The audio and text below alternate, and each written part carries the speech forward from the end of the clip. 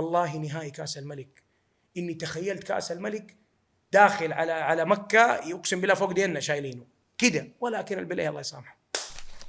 انت الحين قاعد تصرح تقول انا كل لعيبتي للبيع، وانت قاعد تقول قبل شوي انا قاعد اصنع شخصيه للفريق. لا يا استاذ مرهف، انا اللي اقصده في كلامي انه لغه انه ما اسيب لاعب، هذه اللغه انتهت. فكنت انا واخوي سلطان ازهر اكثر الناس الما في هذا الهبوط، لانه احنا مره كنا يعني شغالين يد بيد وكتف بكتف في هذا الفريق. لعبت نهائي كاس ملك مشرف، رفعت لنا العقل ورفعت لنا القبعات في النهائي. المباراه اللي بعدها الدوريه عدد الحضور في الشاشه 400 شخص. مندي، حتى فرانك يسيلي في الاهلي تم التفاوض معاه قبل ما نعرف، يعني احنا كنادي سابقين خطوه. شوف يا اخي، انت وحداوي ما انت شخصاوي، لا مالك بالاشخاص. خلاص انا لقيت مثلا انه انا توفيق تونسي، هذا انا ما ابغى. توفيق تونسي بيخدم كيان، انت ما تبغى، هذه وجهه نظرك، لكن انت وحداوي. انا اليوم لو تركت الكرسي ده حاعزف عن الملعب؟ لا، ما حاعزف. انا الاداره اللي كانت تشتغل قبلنا كنت احضر لنا مباريات في الرياض وفي القصيم وموجود الكلام ده، وكنت اسافر لانه حب الوحده. الكاميرا شغاله. يا هلا وسهلا فيكم جمهورنا العزيز. عملنا هذا البودكاست عشان نناقش فيه جميع مواضيع النادي بشفافيه عاليه ونعرف ايش الخلاصه. الحلقه الاولى اليوم حنتكلم مع المهندس توفيق تونسي، المدير التنفيذي لكره القدم بنادي الوحده. خلينا نعرف الخلاصه. يا هلا وسهلا فيك يا ابو اسعد، حياك الله في اولى حلقات بودكاست الوحده الخلاصه.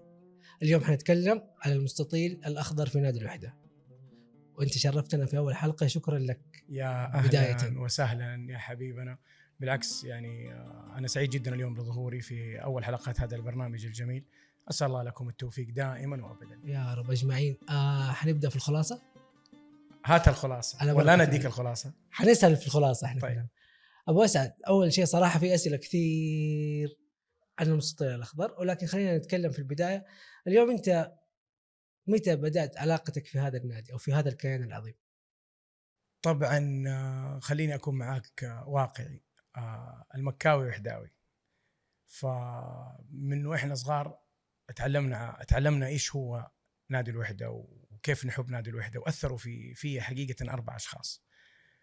أولا الله يرحمه أبويا السيد فؤاد تونسي، وحداوي، كان جندي مجهول، كان وحداوي يتابع برنامج كل الرياضة، كان يجي كل خميس عشان يسمع أخبار الوحدة، وكان دائما يسألني. ثاني من أثر في الوالدة وحداوية وتحب الوحدة وهي داعمة لي وملهمة لي حقيقة في كل خطواتي. والشخص الثالث السيد جمال تونسي، عمي وحبيبي، رمز من رموز نادي الوحدة، ولا يمكن أن نتغافل إنجازات هذا الرجل اللي عشقه للوحدة ممتد ومنهج يدرس. والشخص الرابع توفى الله إلى رحمة الله، خالي الأستاذ يعقوب منشي، هذا وحداوي، كان موظف في البريد، توفى الله عز وجل.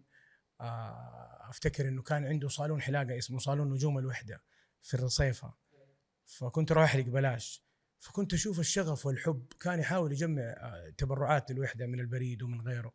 فالحقيقة ال4 الشخصيات هذه لا يمكن أتغافلها حينما أذكر نادي الوحدة. يعني أنا صراحة اليوم شايف إنه أسرة التونسي مرتبطة ارتباط كبير في نادي الوحدة، يعني مثل ما ذكرت الأستاذ الكبير جمال تونسي وأبو أسعد. اليوم أنتم ما شاء الله تبارك الرحمن لكم سنوات في هذا النادي ولكم بصمة للأمانة. فالسر العلاقة توقع زي ما ذكرت إنه كبير وممتد من زمان. وعجبتني فقرة إنه في حلاق كان يعني يتبرع ويجمع تبرعات أساس يخدم هذا صاحب صالون حلاقة، خالي أي. صالون نجوم الوحدة، كان أي. أحمر وأبيض. وكنت أفتكر لما كان يسوي الديكورات بالخشب، الكلام ده قديم ترى، ما هو الآن، يعني قديم جدا. كنت صغير، يعني كان عمري يمكن 13 سنة، فكنت أستمتع وهو يشتغل. إيش الشغف ده، إيش النادي اللي يحبه بهذا الشكل. وعمي جمال طبعا، وأمي وأبويا، رغم أنه أخواني يعني أغلبهم أهلاوية كلهم، وكنا دائما نكافات في البيت. أي. فحقيقة يعني سبحان الله الوحدة، يعني أنا رابط الوحدة بمكة أنا على الصعيد الشخصي.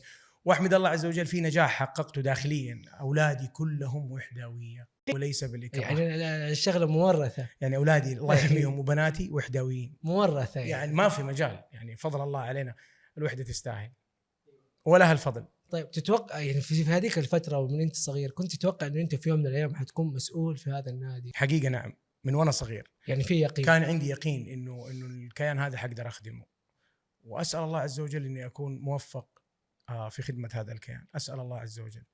طيب بس خلينا نخش في الموضوع على طول. من الهندسة في أمريكا إلى دبلومات تنفيذية في الفيفا واليوفا ورخصة سي، أنت مين فيهم؟ هي عملية تكاملية. الهندسة صنعة أبوك لا يغلبوك.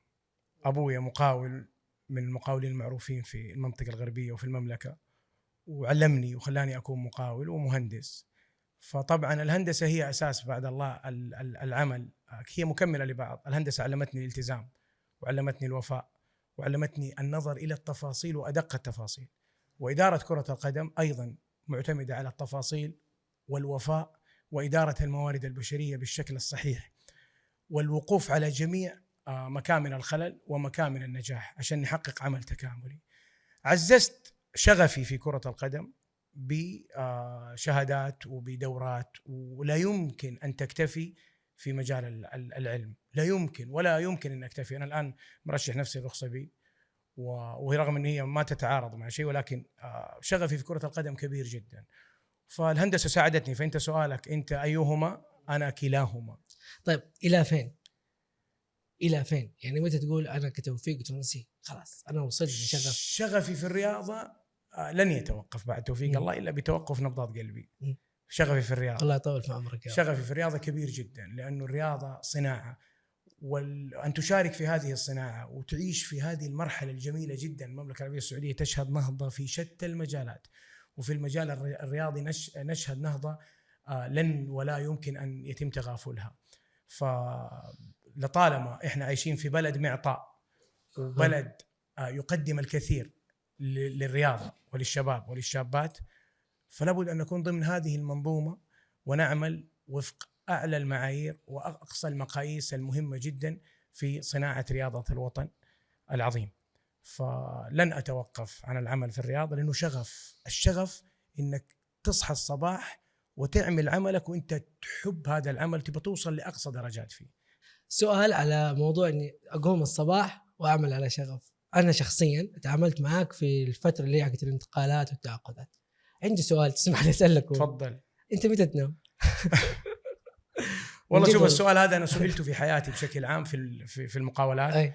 وفي عملي الإداري، وسئلت أيضا في العاملين معي في نادي الوحدة. حقيقة أنا أنام لما جسمي يحتاج إنه ينام، وأنا بطبعي نومي جدا قليل. فيعني أنام تقريبا 4 ساعات إلى 4 ساعات ونص ماكسيمم. وأنا أرجع وأقول لك العمل على أدق التفاصيل يخليك تشتغل 24 ساعة. العمل في كرة القدم ما هو عمل دوام. أي شخص يشتغل في الرياضة يقول لك دوام، قول له روح بيتك، لأنه هذا العمل مربوط بجهات خارجية، بفرق توقيت، بأندية في قارات أخرى، عمل على مدار الساعة. اللاعبين دائما لهم احتياجات كذلك. فبالتالي أنا ما أؤمن إنه في دوام لمن يعمل في رياضة كرة القدم. فأنا ما حقيقة نومي قليل، لأني أنام وأفكر في اللي حقوم أسوي الصباح. الله يعطيك الف عافية. نفتح الآيباد. أنا جاهز، الآيباد وجرايد حتى. بسم الله الرحمن الرحيم. طيب في البداية خلينا نتكلم عن عدة محاور تهم المستطيل الأخضر في نادي الوحدة. خلينا أول شيء نبدأ نتكلم عن الأزمات الفنية اليوم اللي مر فيها نادي الوحدة من يوم ما توليت تقريبا هذا المنصب وكعضو مجلس إدارة، والآن أنت كمدير تنفيذي. خلينا نتكلم ونبحث في هذا الموضوع. عندنا السؤال الأول يقول: بدايتك في الوحدة مميزة، في أول عام مركز رابع وتأهل للملحق الآسيوي، لكن عقبه هبوط وانحدار في المستوى. إيش هذا السبب أو إيش الأسباب اللي خلتنا نوصل لهذه المرحلة؟ طبعا عند بدء أي عمل لابد تحدد أهدافك. أنا هدفي إنه فريق كرة القدم نادي الوحدة يملك مكانة ويملك تاريخ. التاريخ هذا يحتاج إلى عمل عشان هذا التاريخ يجدد. فكان في هدف واضح لنا. أنا أعود من طرف حزمة نعمل. كنا في هذيك الفترة أنا وأعضاء مجلس إدارة برئاسة أخوي سلطان أزهر والأخوان العاملين في نادي الوحدة، كان عندنا هدف إنه نعمل شيء لنادي الوحدة. الله عز وجل وفقنا، العمل كان منظم. حاولنا بنينا فريق كرة قدم بهيكل تنظيمي فني كروي على مستوى عالي جدا بوفق الإمكانيات المتاحة. عملنا فريق جميل، فريق حقق مركز رابع في الدوري، تأهل لدوري أبطال آسيا لأول مرة في تاريخ النادي. كان العمل الإداري يعني مركز وقوي جدا، وكانت الأمور فضل الله علينا أكرمنا الله عز وجل إنه إحنا نستطيع إنه نخلق شخصية. فكان الهدف الأساسي إنك تحقق منجز لهذه الجماهير الجميلة. عشان تحقق منجز لهذه الجماهير الجميلة لابد إنك أنت تبدأ مشروعك بخلق شخصية للفريق. صح. ربي عز وجل أكرمنا، ما كان متوقع في أول سنة إنه إحنا نروح آسيا ونحقق مركز رابع، ولكن الله عز وجل أكرمنا. فبدأنا في بناء شخصية فريق، هوية فنية وهوية إدارية للفريق الوحداوي. وحققنا ما تحقق في السنة الأولى. سبحان الله في السنة الثانية لم نوفق كإدارة في بعض القرارات. كرة القدم تقوم على التفاصيل. طبعا كان في لجنة فنية في السنة الثانية شافت إنه الفريق حقق رابع ودخل ملحق آسيوي، فبدأوا يفكروا إنه ممكن الفريق يروح لما هو أبعد من ذلك، وهذا بحد ذاته كان خطأ شاركنا فيه جميعا. إنه فصار في إحلال في عناصر الفريق، عشان النية كانت إنه الفريق يروح أفضل. فلم نوفق في بعض القرارات، هبط الفريق لأندية الدرجة الأولى، والهبوط هذا كان أليم ولحظة أنا لا يمكن أنساها. ولكن أن تسقط مرة لتقوم بشكل قوي، هذا شيء يخفف عليك ألم السقوط. طيب أبو أسعد معلش، إيش هي القرارات اللي ساهمت إنكم أنتم تهبطوا؟ اليوم أنت بنيت شخصية فريق، استقطبت 21 لاعب.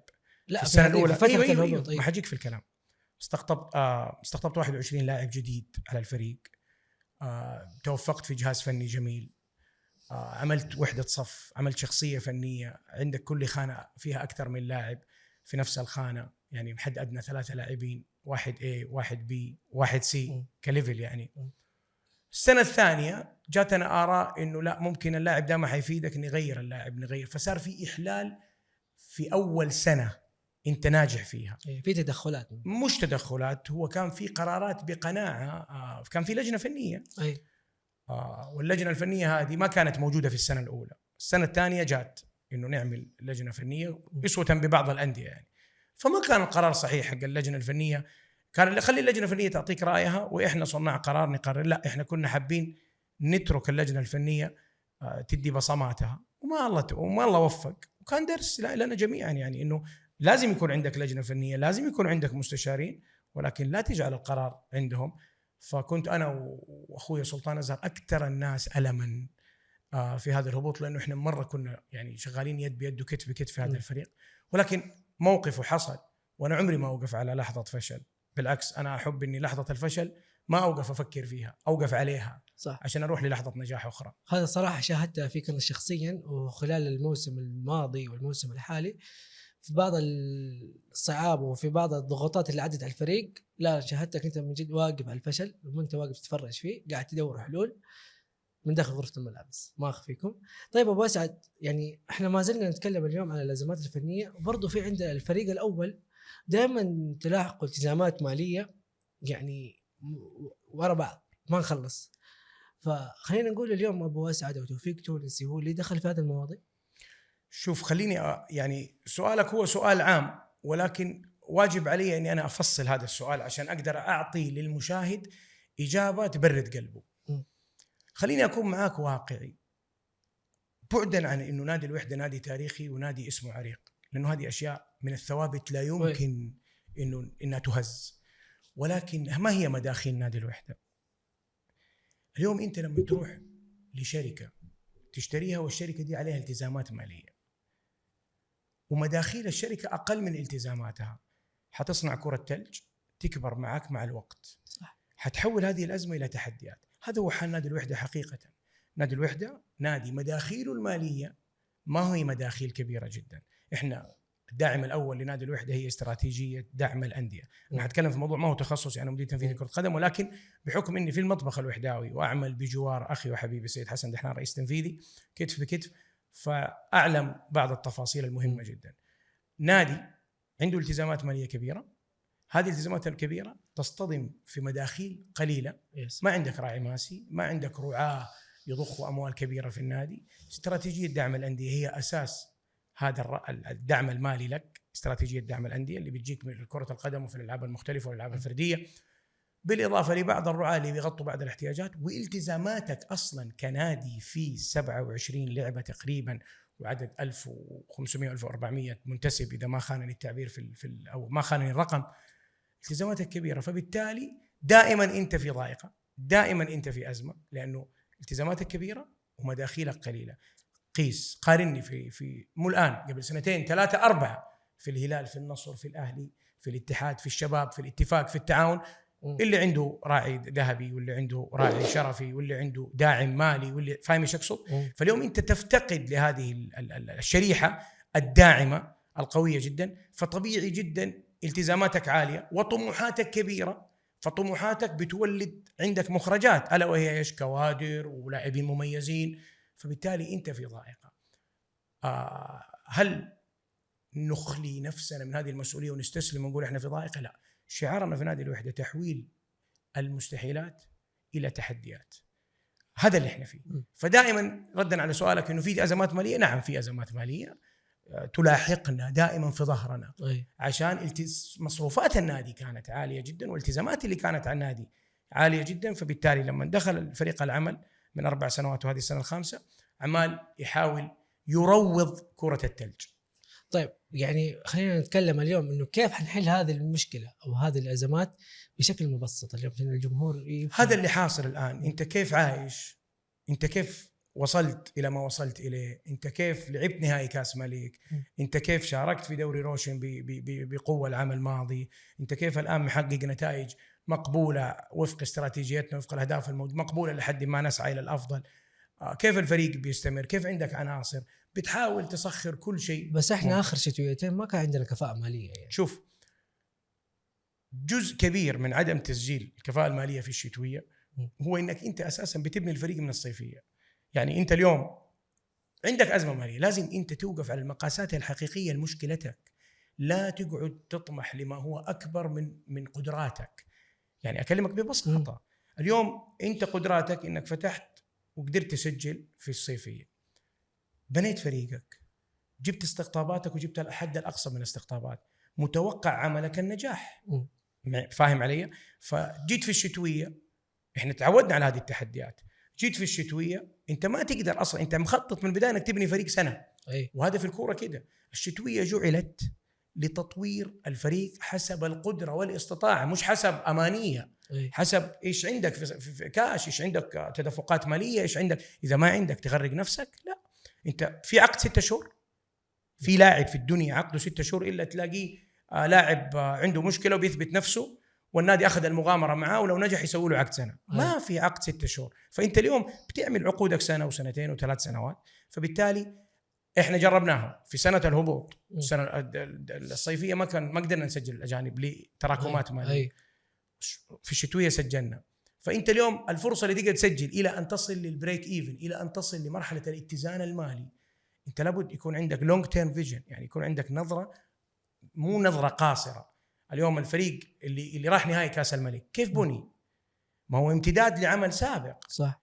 العناصر اللي جات، اوسكار، فيصل فجور، الاستمرار على انسلمو، منير المحمدي، هذه الاسماء كلها مع بعض اللاعبين السعوديين عملوا لك الاستقرار الفني، حاربت فيهم، قاتلت معاهم، وصلت اللي تبغاه. احنا حنتكلم عن التعاقدات مع اللاعبين وحنتكلم عن الاستقطابات، بس خلينا ندخل في مقدمة جديدة تقول اليوم في قرارات جديدة في الأنظمة إنه حنقلل عدد الفريق من 35 لاعب إلى 25 لاعب.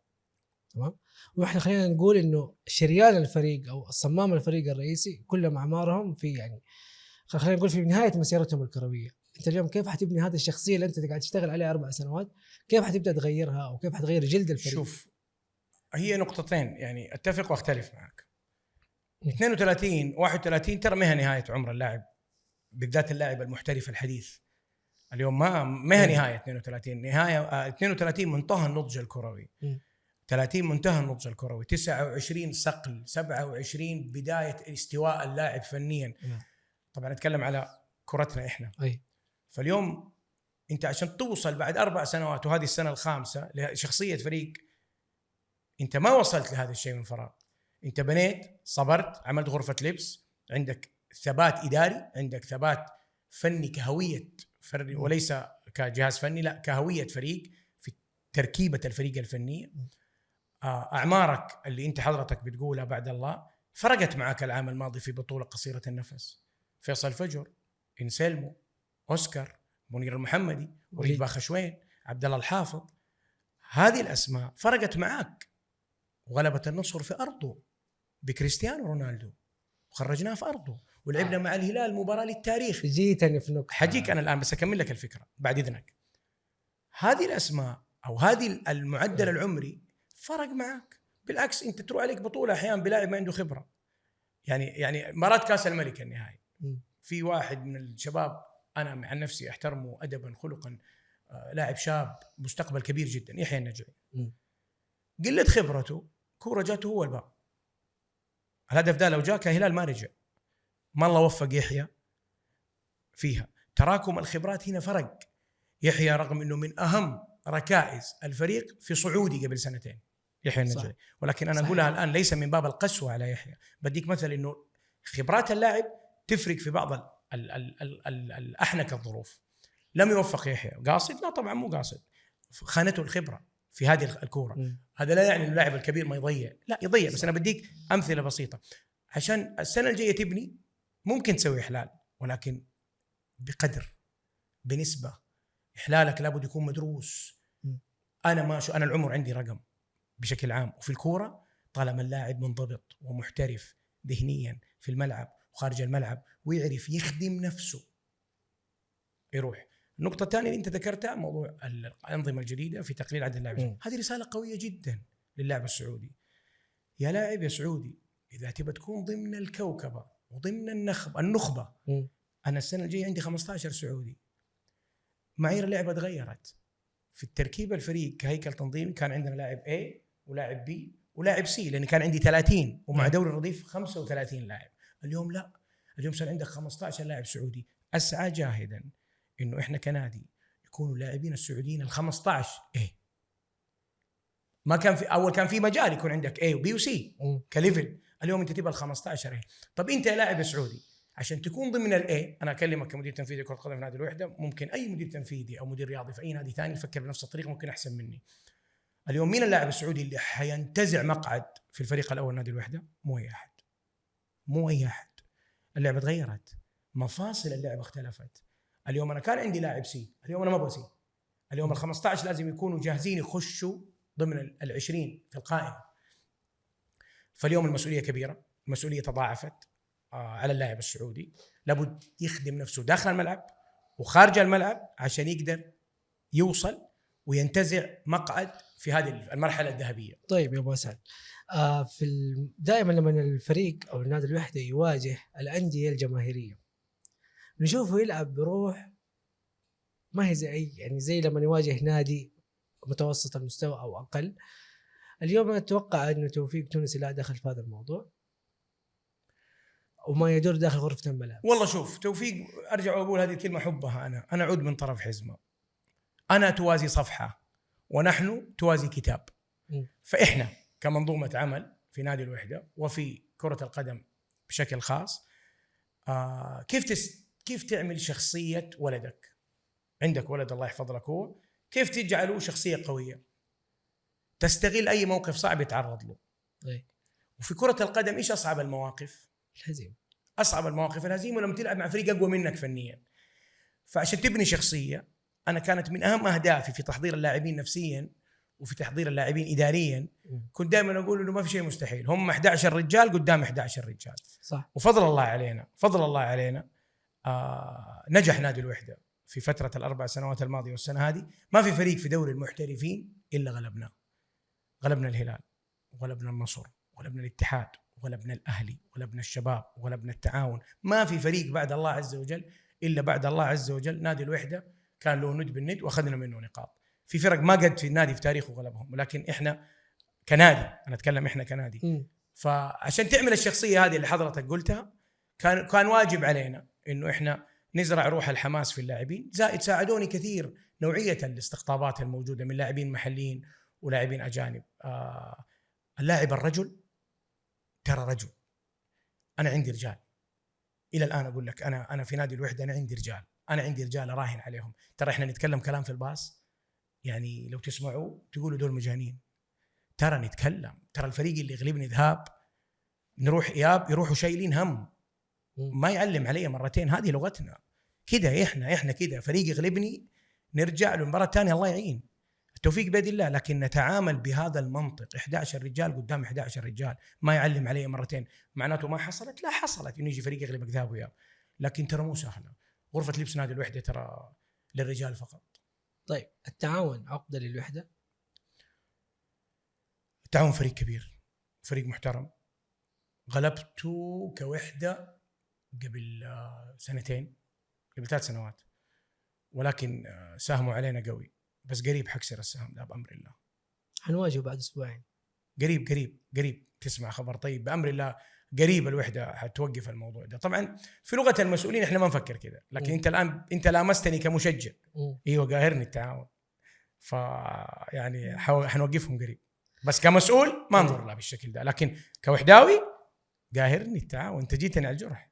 ايوه التعاون يعني اكثر من مره يغلبني، لكن وحتى انا كوحده ترى جالس لبعض الفرق. يعني الشباب مثلا، الشباب فاز علي دحين قبل فتره، قبل التوقف، بس قبلها سنتين ما فاز. صح. فيصير يعني يصير. بس حلو هذه الحاجات في الكوره، ترى ترى افكر فيها. طيب ابو اسعد، يعني طلعت اشاعات كثير وتداولت في الاعلام انك انت تتدخل في تنظيم او تشكيل او اعداد التشكيل حق الفريق قبل المواجهه. اجابه سؤالك في سؤالك. طلعت ايش؟ هو شيء احنا بنوصل للجمهور. نعم هي اشاعات. ارجع واقول لك انا احب الكوره، وانا رجل اتكلم عن الكوره، ولما اكون في مجلسي ولا جالس مع ناس اناقش، ولما اشوف مباراه بتتلعب احلل.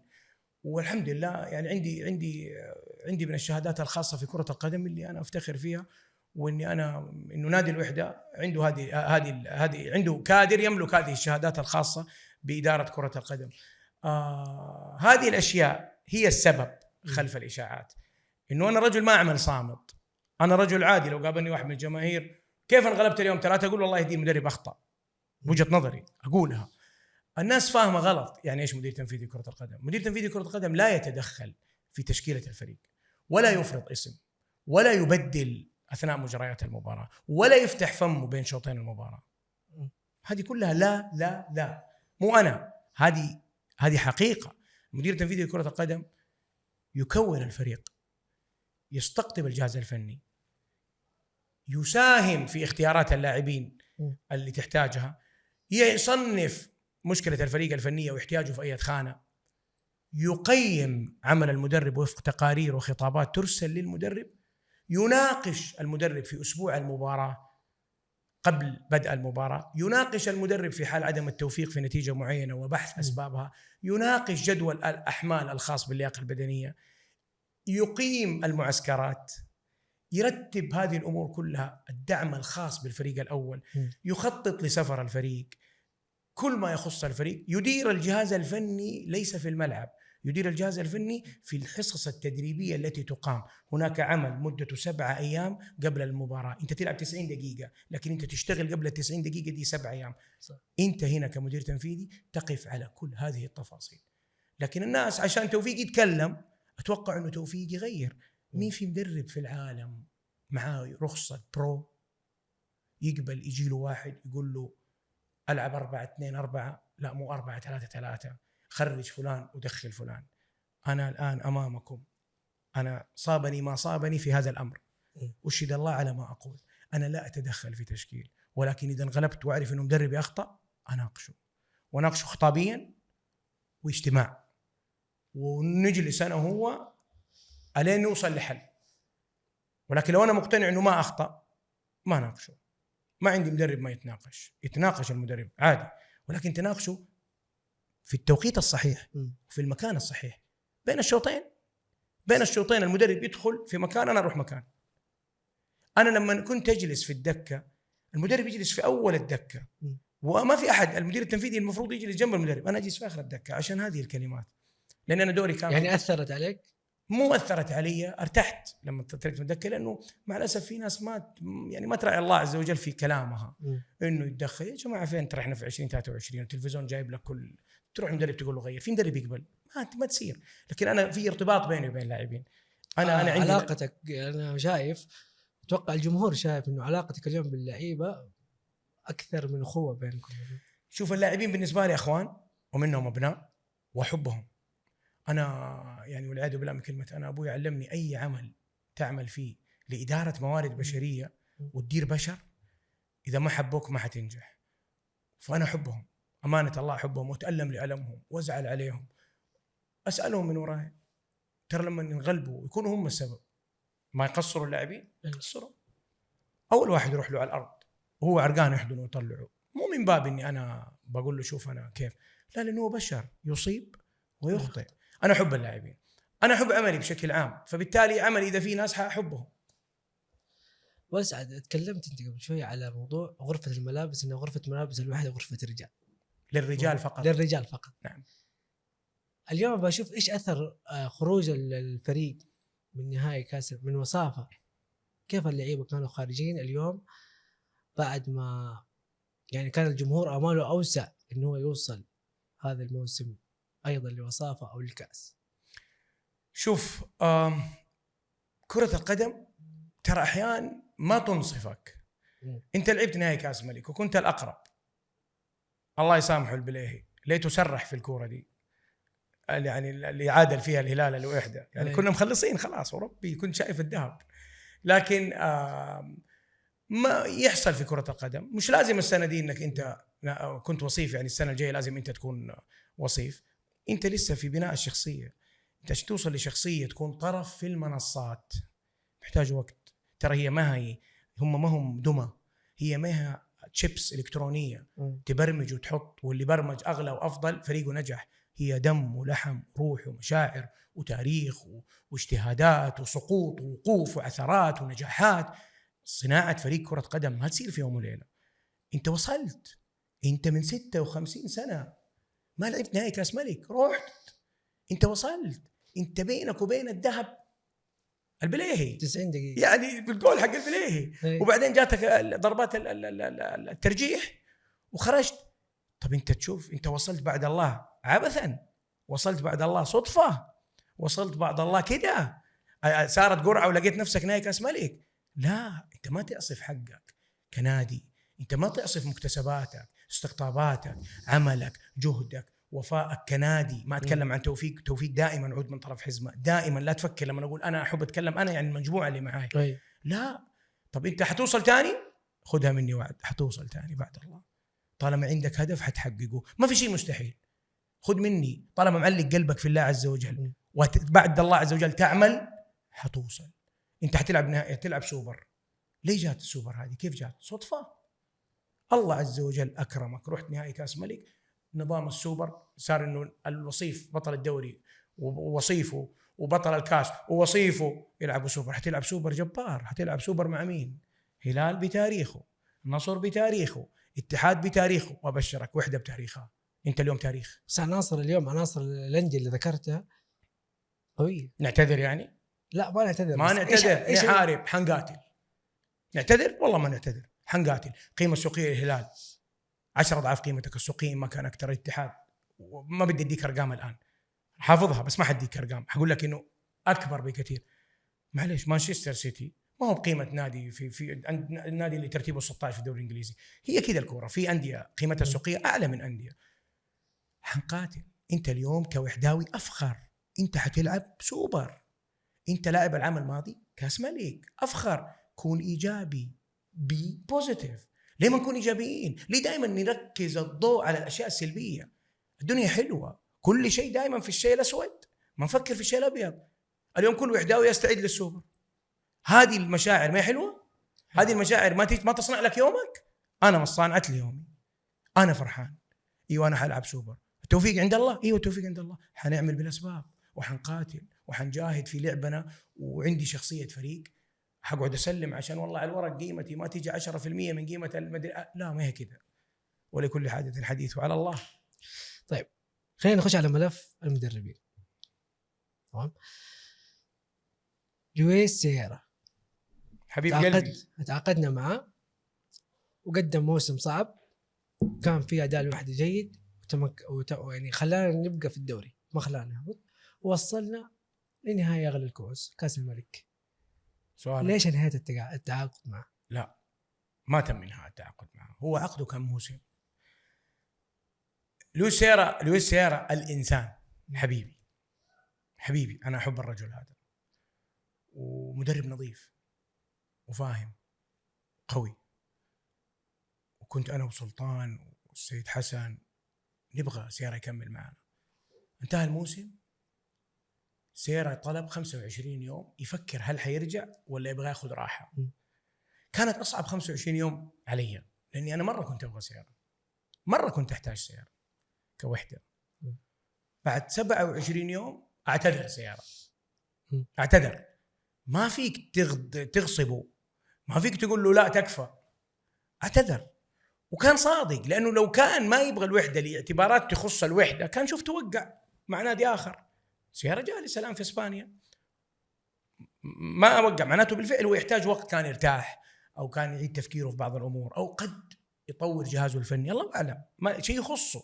لكن حاولت جدا مع سيارة، ولا طلب يعني زيادة في لا تناقشنا ماليا ورتبنا كل الأمور، إلا تناقشنا ماليا.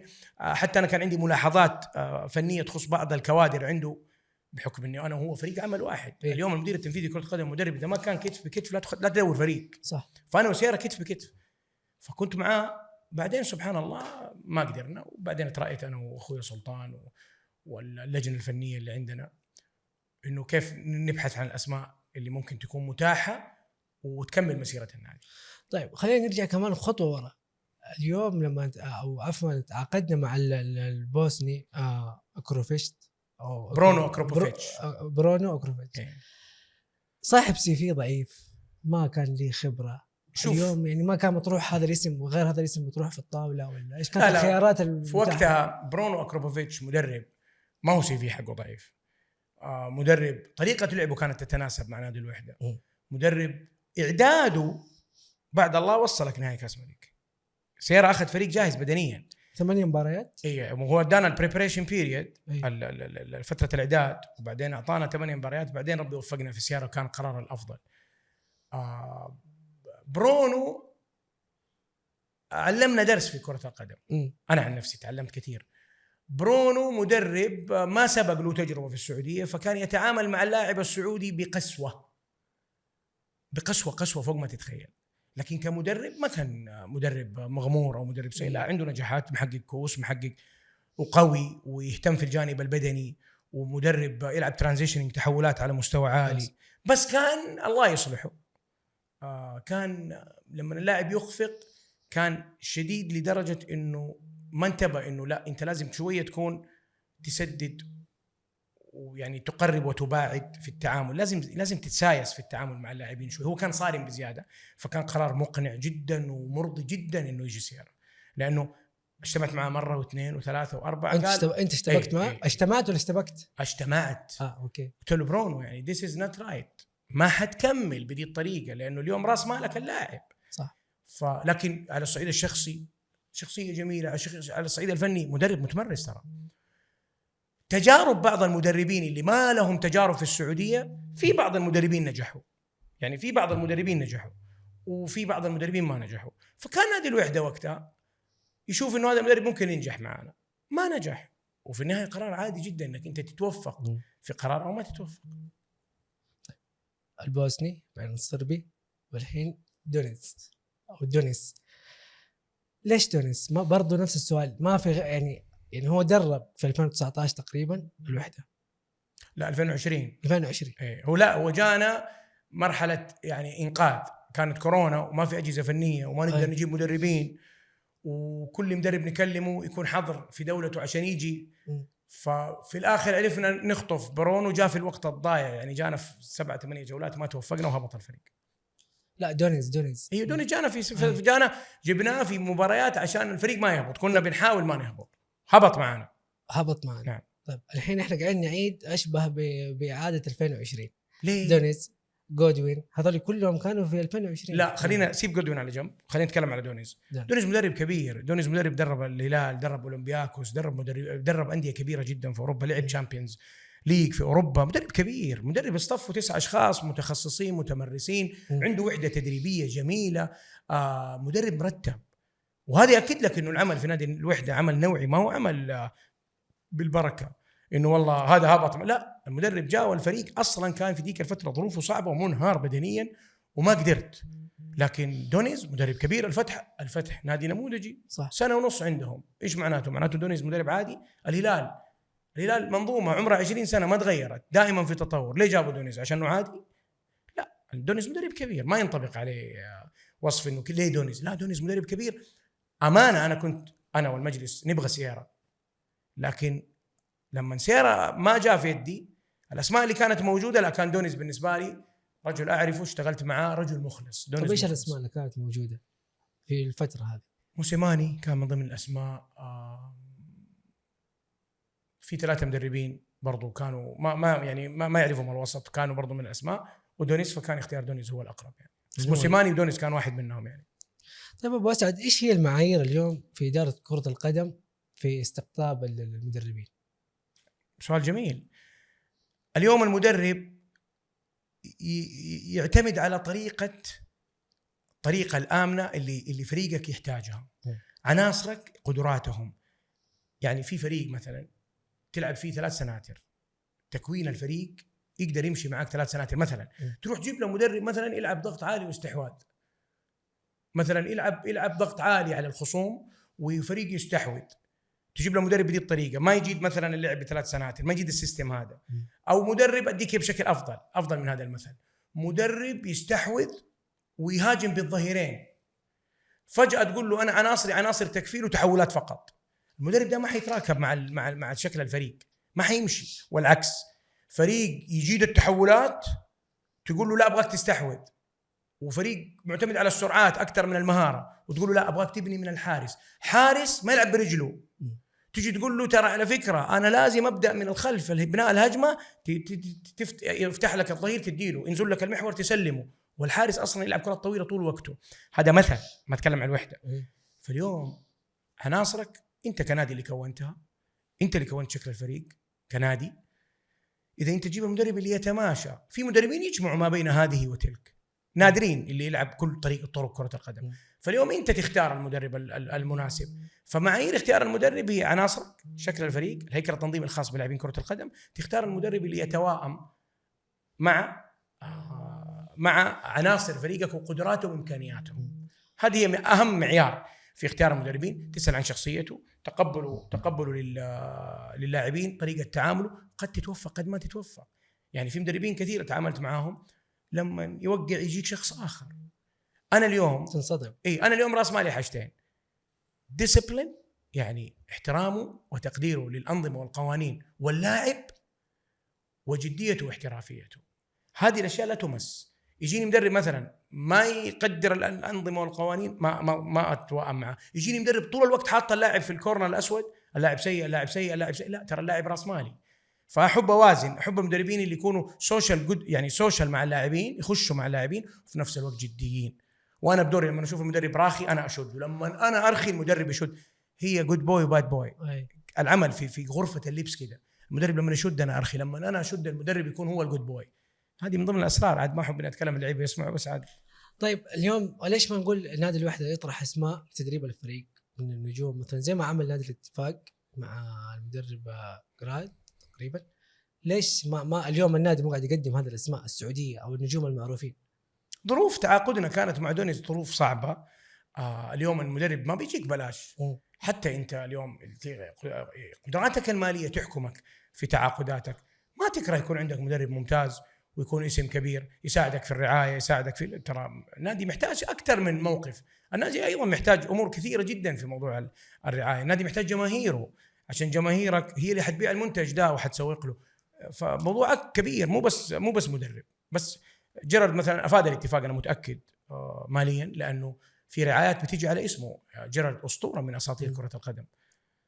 طب دونيز هو اختياراته هو كان مركز على عناصر واللاعبين اصغر سن يعني من اللاعبين الموجودين؟ يعني هو كان طلب محدد؟ لا ما كان في طلب محدد. انت اي تكوين لفريقك، اذا مدربك موجود وانت بتكون اشركه، لانه هو اللي حيدير المنظومه، اشركه في الاراء واتخذ القرار المناسب انت ولجنتك ومجلس الاداره اللي انت معه.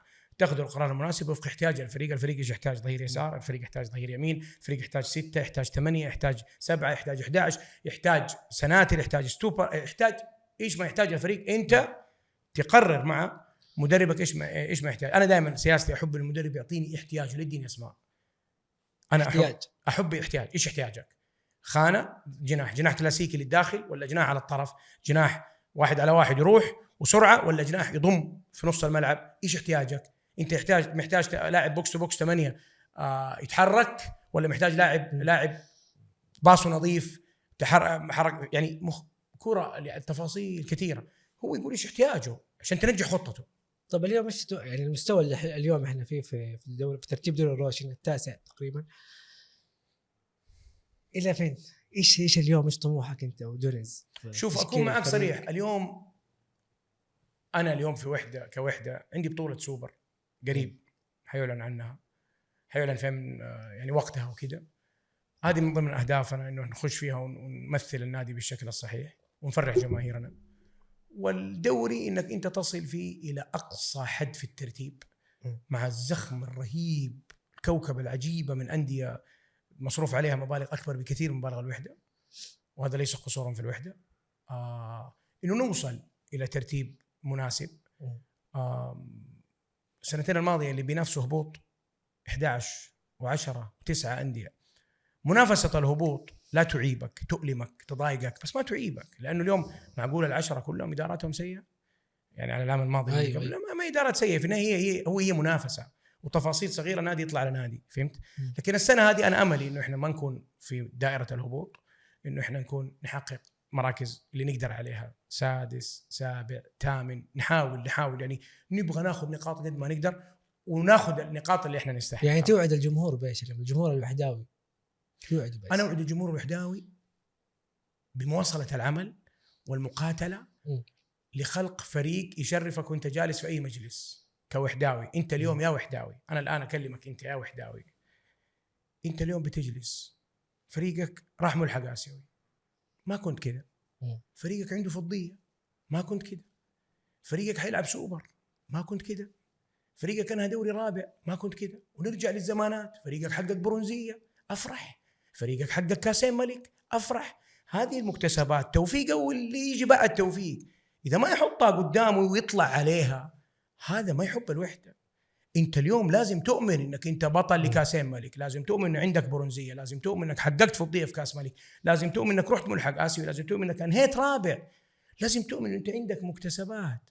ابديك يعني كلام للتاريخ. الوحده من عام 2000 لعام 2020، من عام 2000 لعام 2020 20 سنه لعب 288 مباراه. 288 مباراه، فاز 77 مباراه، وتعادل 66 مباراه، وخسر تقريبا 144 مباراه. نسبه فوزه من 2000 ل 2020 26%. تعال في فتره الوحده الحديثه هذه اللي هي تعتبر احنا مكملين لبعض، عشان ابغى الجمهور يفهم انه انت بخير. لعبت 106 مباراه، اتعادلت تقريبا اتعادلت 16 مباراه، فزت 39 مباراه، خسرت 51 مباراه. نسبه فوزك يا وحداوي في ال4 سنوات الماضيه 37.7%. معناته انت بخير ولا ما انت بخير؟ بادين في الخير. يا سلام. معناته العمل يبدأ بخطوة. انت اليوم شخصية فريقك تغيرت، نتائجك اختلفت، بدأت تسوي شيء، فهي أعمال تكمل بعض. فاليوم لما أنا أقيم لك باختلاف مسميات الدواري، دوري محترفين، دوري زين، دوري روشن، دوري عفوا جميل، انت اليوم اديتك أرقام 20 سنة وديتك أرقام 4 سنوات الجاية، معناته انت هناك بريق أمل، انت رايح كويس، انت ماشي صح، انت ماشي. لازم انت في اول سنه تحقق دوري، ما تجي طب انت رحت منصه، انت رجعت للمنصه، لا تتغافل هذا الامر. اليوم انا محتاجك، لا تتغافل هذا الامر. انت اليوم انا عشان نكون واضحين، الكلام مو بلمع مجلس اداره سلطان، لا، انا اكلمك اليوم كوحداوي. انا بقول لك يا وحداوي، انت اليوم رجلك على الارض، انت اليوم فريقك لا يمكن احد يقول ان الوحده حتنغلب. فريقك بدا يحقق ارقامي واضحه اعتقد. اي يعني تقريبا يعني في تطور عن ال 20 سنه الماضيه. 10% 11% بس ايش 11%؟ 11% في 4 سنوات، وهذه النسبه المئويه على كم؟ على 20 سنه. 20 سنه. فانت لما تيجي تقول الله يديني ويديك العمر غيرنا يجي يكمل المسيره، هي ما قائمه على احد، حتوصل الى نسبه مرعبه لما تتوازى المدد عشان تحسب النسبه المئويه صح. طيب ابو سعد، خلينا نتكلم عن تعاقدات اللاعبين. نعم. اليوم يعني انت اليوم جيت تتعاقد مع لاعب، ايش يعني بناء على ايش تاخذ هذا اللاعب؟ اليوم ما في نادي فاهم يعلن عن لجنته الفنيه واسمائها، لانه اللجنه الفنيه لجنه متخصصه. يعني في مستشارين سريين؟ طبعا مو سريين، هي في لجنه. طبعا رئيس النادي من اهم عناصر هذه اللجنه، انا موجود فيها، السيد حسن دحله موجود فيها، ومعنا 3 فنيين معانا. ما نعطيهم القرارات، يعطونا آراءهم، واحنا من يقرر، لانه احنا اللي بندير العمل، انا وسلطان والسيد حسن، احنا من ندير العمل، لكن يشاركونا في وجهات نظرهم. لكن ايش الآلية؟ ترى نادي الوحدة بيستخدم احدث الطرق في تحليل الاستقطابات واللاعبين. اليوم احنا ما بنجيب اي لاعب عبث، احنا بنطرح الاسم، بنحلل، عندي اداره تحليل اداء كامله، انا سيرتيفايد في التحليل، بنستخدم الانستات والواي سكاوت، بنستخدم كل البرامج الموجوده والمتاحه في السوق العالمي. نادي الوحده على اطلاع وعلى درايه ومشترك فيها. احنا عندنا برامج تحلل المباراه اثناء المباراه عبر القمر الصناعي، برامج معتمده تحلل المباراه شغاله. احنا مستخدمين اقوى البرامج الموجوده، كذلك في دراستنا للاعبين. يعني طيب يعني عندما المستشارين يعني ما هم سريين، انا ما احب كلمه المستشارين. ليش؟ لانه هي مو فكره مستشارين. هي اليوم انت عندك ناس متخصصه طلبوا انه احنا معاكم نحب العمل، مو شرط يكون وحدويه، حتى نديكم آراءنا، بس مش لازم يتوفق، مش لازم يكون صح، مش لازم اللي انا اقوله صح او هو يقوله صح. احتياج الفريق. في نقطه مهمه، كويس انك انت فتحت الموضوع ده يا جماعه. ادابتيشن يعني ايش؟ انسجام. الانسجام ده معامل خطير جدا. الصفقه التي لا تنجح مو معناته قراراتك في استقطابها خاطئه. انا بسالك سؤال بسيط وجميل. كريم بنزيما انقسم الشارع الاتحادي ما بين مؤيد ومعارض. يا سلام، كريم بنزيما في 2 اختلفوا عليه؟ لا، ما في. ولكن كريم بنزيما مثل امامك. انا اقول اشوف كريم بنزيما اعظم مهاجم في التاريخ، انا مثلا اشوفه. وجهه نظرك الشخصيه؟ وجهه نظري. حمد الله متوفق، حمد الله احسن من كريم بنزيما؟ لا. كلاعب تو بروفايل؟ لا. لكن هذا متوفق. هذا قد يكون في معطيات لعدم الانسجام لهذه الدقيقه ولهذا التو. ميشيل لما جاء الهلال، اول موسم لميشيل في الهلال طلعوا عليه القاب عجيبه، وناس قالوا ايش ده، وهلاليه اعرفهم كانوا يقولوا هذا اقل من مستوى الهلال.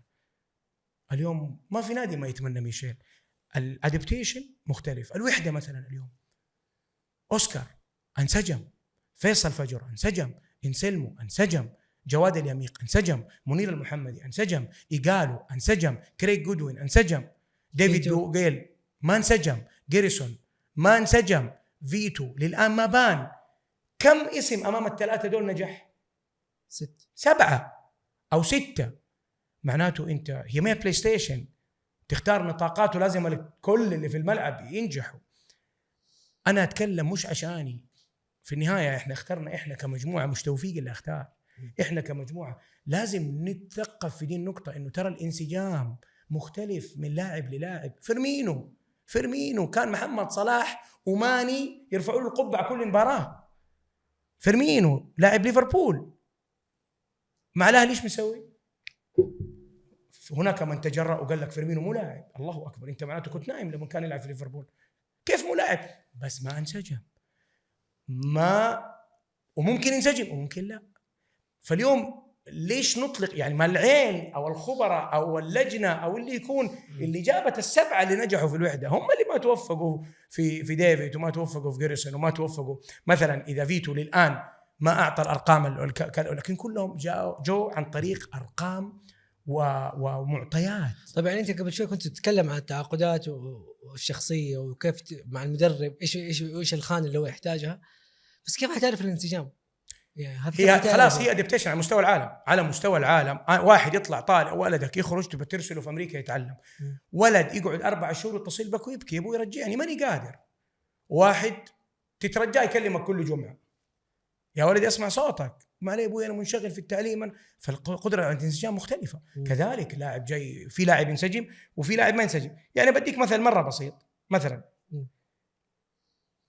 احنا مثلا لما نشتغل في اداره يعني هذه آلية يعني مثلا تعاقدكم مثلا هذا عندك جواد اليمين اي 31 سنه طوله، ايش الانديه اللي لعب فيها؟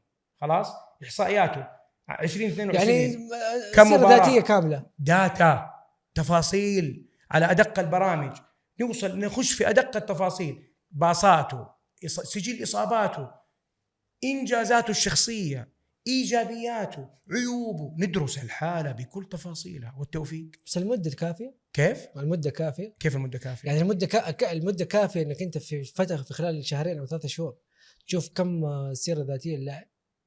ما فهمتك.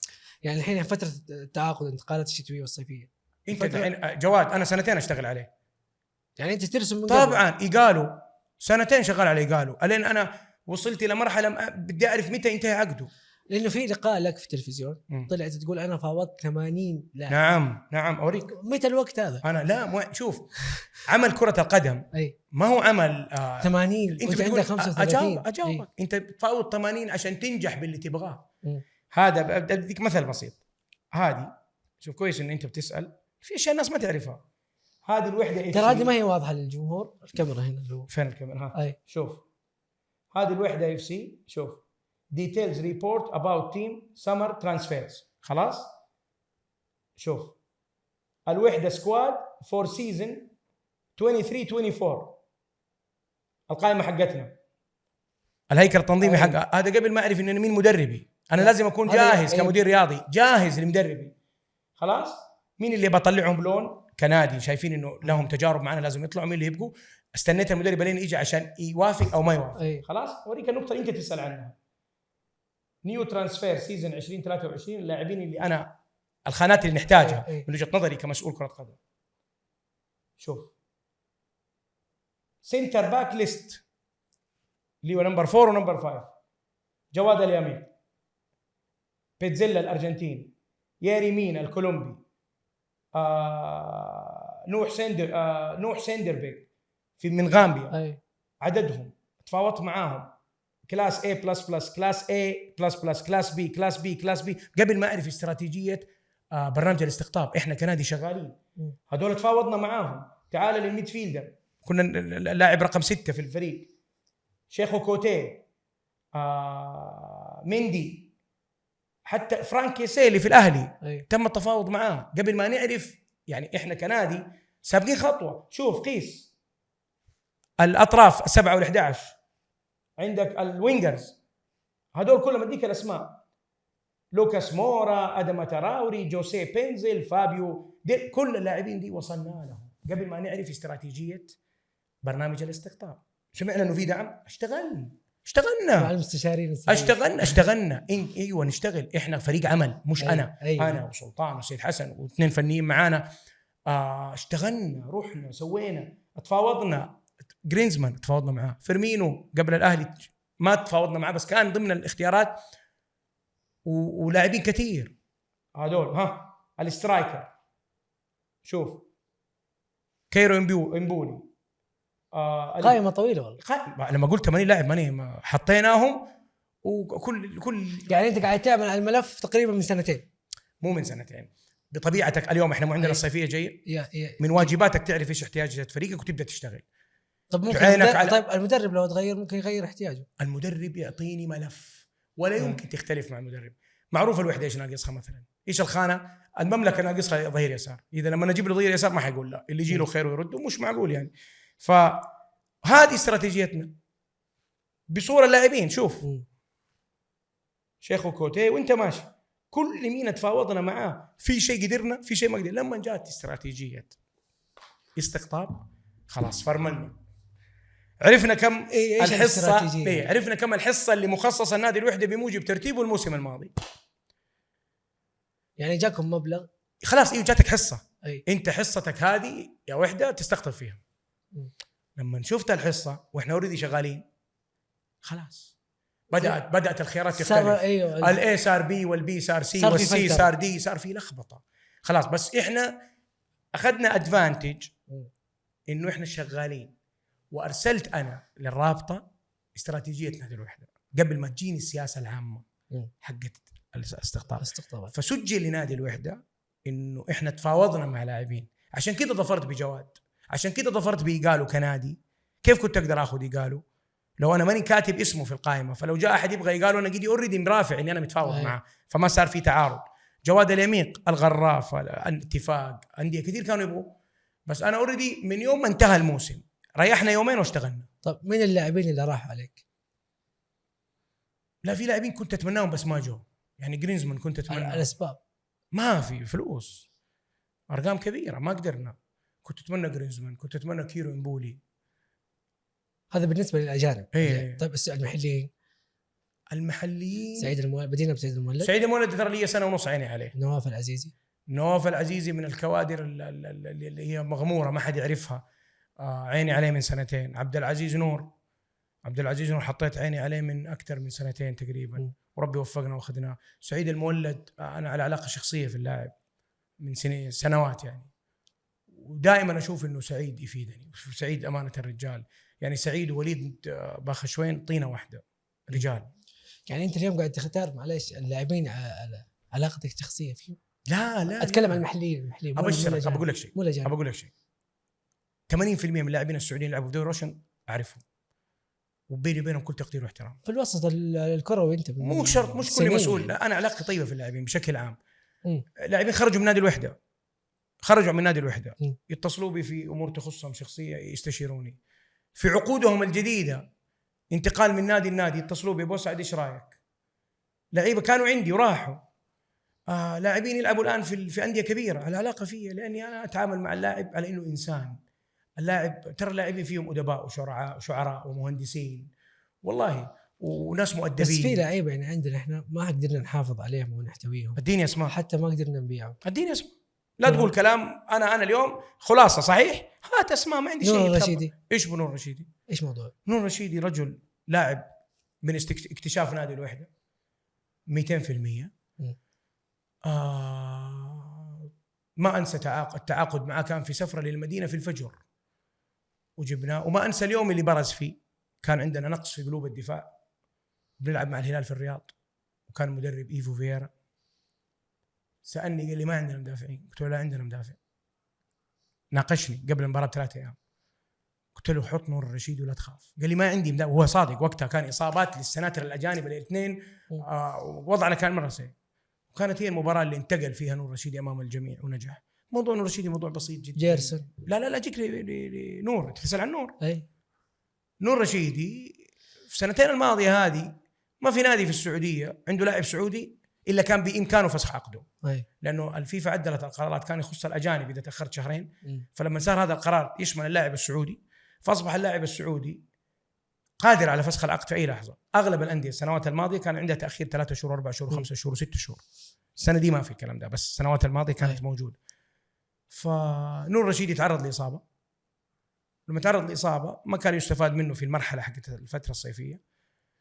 استشار الشخص هذا ما اداله الراي الصحيح، فسخ التعاقد اسوه باسوه، زيه زي اي لاعب ما اخذ رواتبه بيفسخ عقده. يعني موضوع خلينا نقول موضوع نور الرشيدي وفسخ عقده انه تاخير رواتب، فسخ عقده. طيب ايش سبب تاخير الرواتب؟ ما قلت لك هي تراكمات ماليه كبيره. انت لما هبطت صار عندك جاب مره كبير. زائد النادي التزاماته اصلا كبيره، قصه طويله يعني. فاليوم انا ضد انه اللاعب السعودي يفسخ عقده. اي لاعب فسخ عقده احدى امرين: يا مشوره خاطئه، يا لاعب ما في امل ينجح. انا اكلمك وانا متخصص في اداره كره القدم التنفيذيه وعلى علاقه باللاعبين. اي لاعب حيفسخ عقده سعودي في نادي في دوري روشن، يا اما شور عليه بالخطا، لانه انا لما نعرف انه في لاعب فسخ عقد مع نادي ويجيني ما ابغاه اي لانك انت ما عندك صبر. جزء كبير في الكوره الصبر. انا ما ابغاه. واحد فسخ عقد يجيني ما ابغى. انا الان اي لاعب وحتى لو كانت ارقامه عاليه، موهبه فاسخ عقده من نادي وبيجيني الوحده، لا يدق بابي. ولو مضطر ما حوقع، لانه سواها في غيري حيسوي فيها وانا معرض اني انا اتعثر. او لاعب مروا عليه 9 مدربين وما في واحد في محطه اساسي، فبالتالي ما في امل انه ينجح، يبغى يستغل الثغره ويقول لك السلام عليكم. هذه وجهه نظري بشفافيه مطلقه في هذا الامر، واللاعبين اخواني واولادي. طيب جيرسون ايش بو؟ ايش موضوع؟ ما توفق اللاعب، اختفى فجاه من الوسط. لا هو مو اختفى، هو لاعب عندك وعقده اصلا كان 11 شهر، ولاعب ما توافق مع سيارة. ما كان في انسجام مع سيارة. ما كان هو لاعب كان كنا ما نختلف على امكانياته الفرديه ولعبه وحماسه وقوته، لكن ارقامه لاعب محقق ارقام، لاعب في انديه برضه مو انديه قليل، لكن سبحان الله الولد عقليته مختلفه. ما انسجم مع سيارة، وانا كنت في مرحله مره حساسه.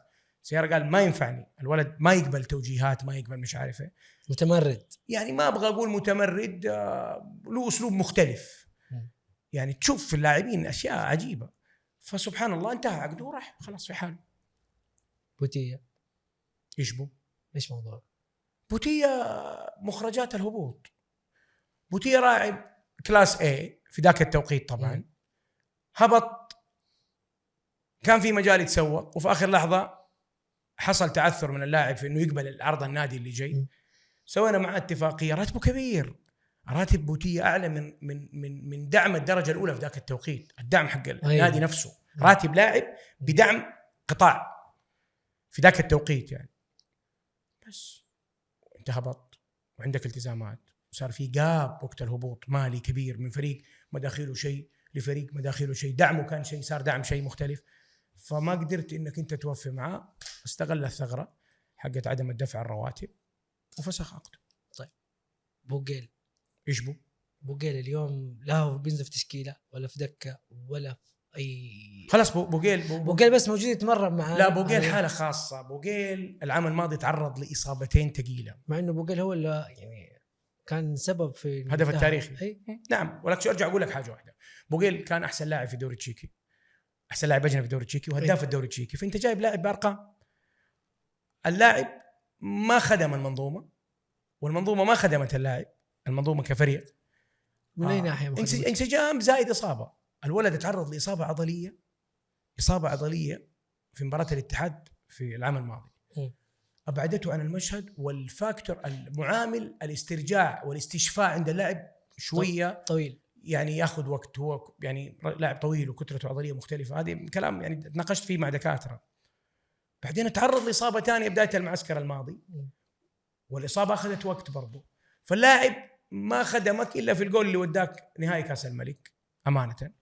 والان يعني خلاص في بس خدمنا خدمه حلوه يعني. ما قولوا ما حينسى يعني، بغض النظر ما خدمني انا كمهاجم يحقق لي 11 12 13 14 15 جول كحد ادنى 10 اهداف.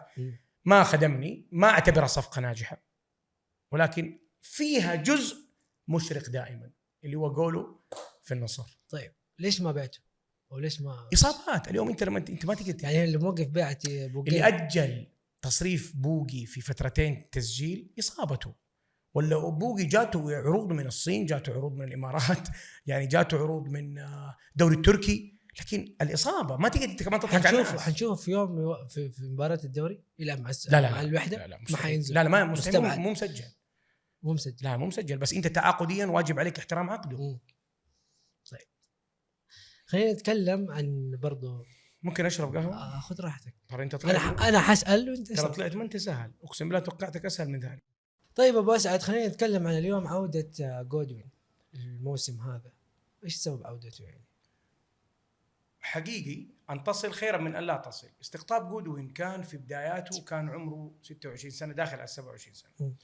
لاعب مميز، كان في نظره في نادي الوحده لان الولد هذا حيروح بعيد.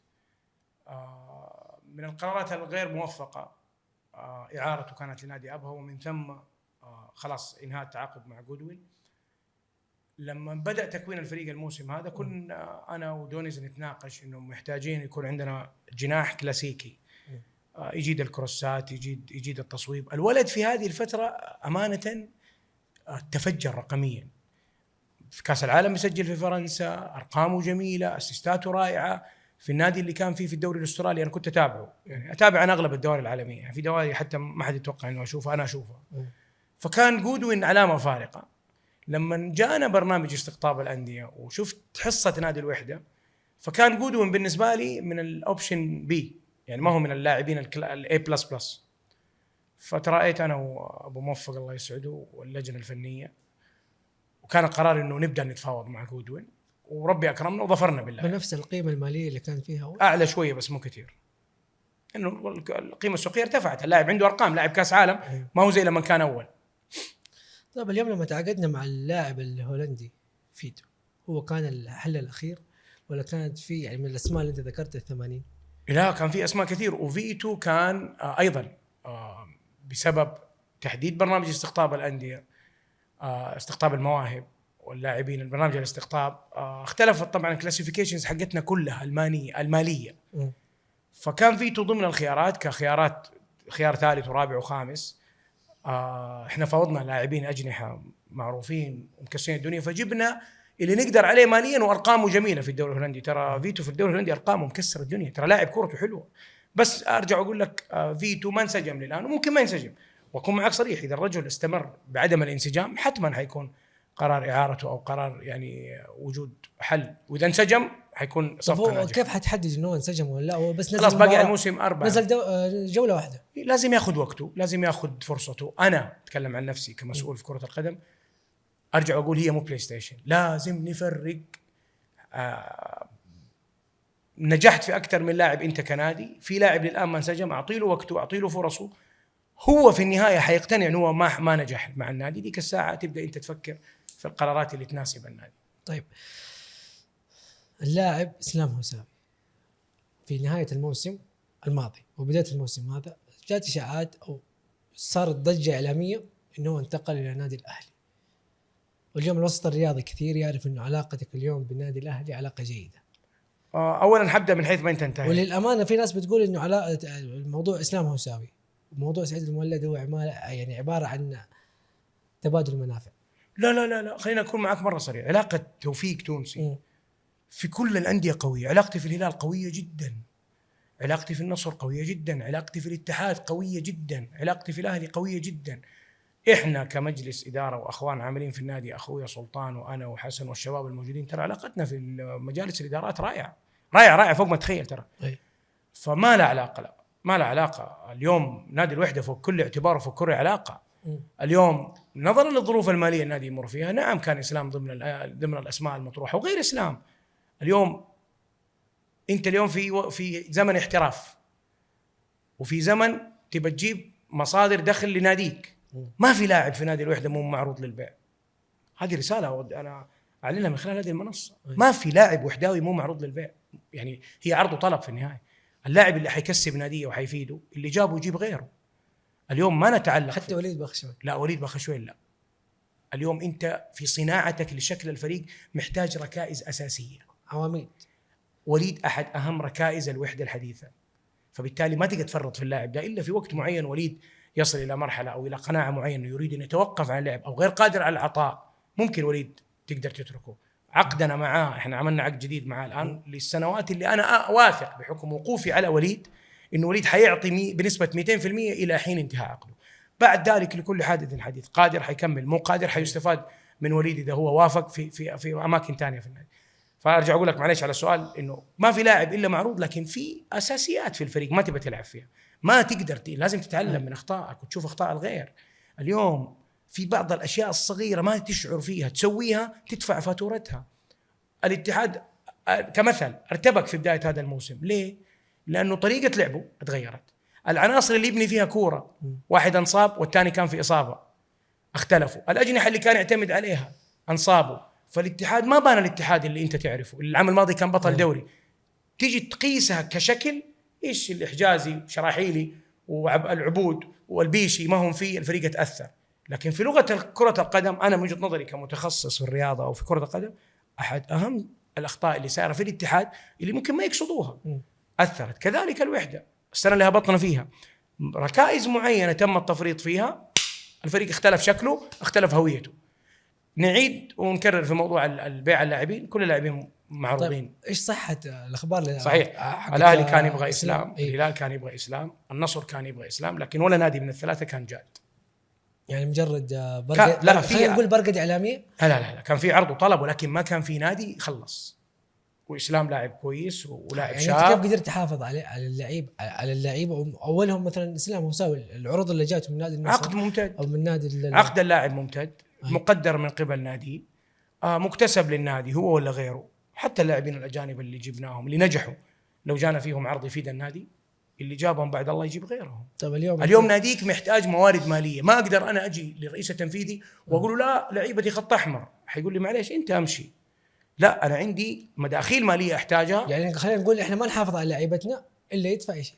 مو ما نحافظ على لعيبتنا، ارجع اقول لك لما سالتني عن وليد قلت لك لا الخانه 6 وقائد وروح الفريق، لا هنا في اعتبارات، لكن في خانات نقدر نجيب فيها لاعبين. فهمت الفكره؟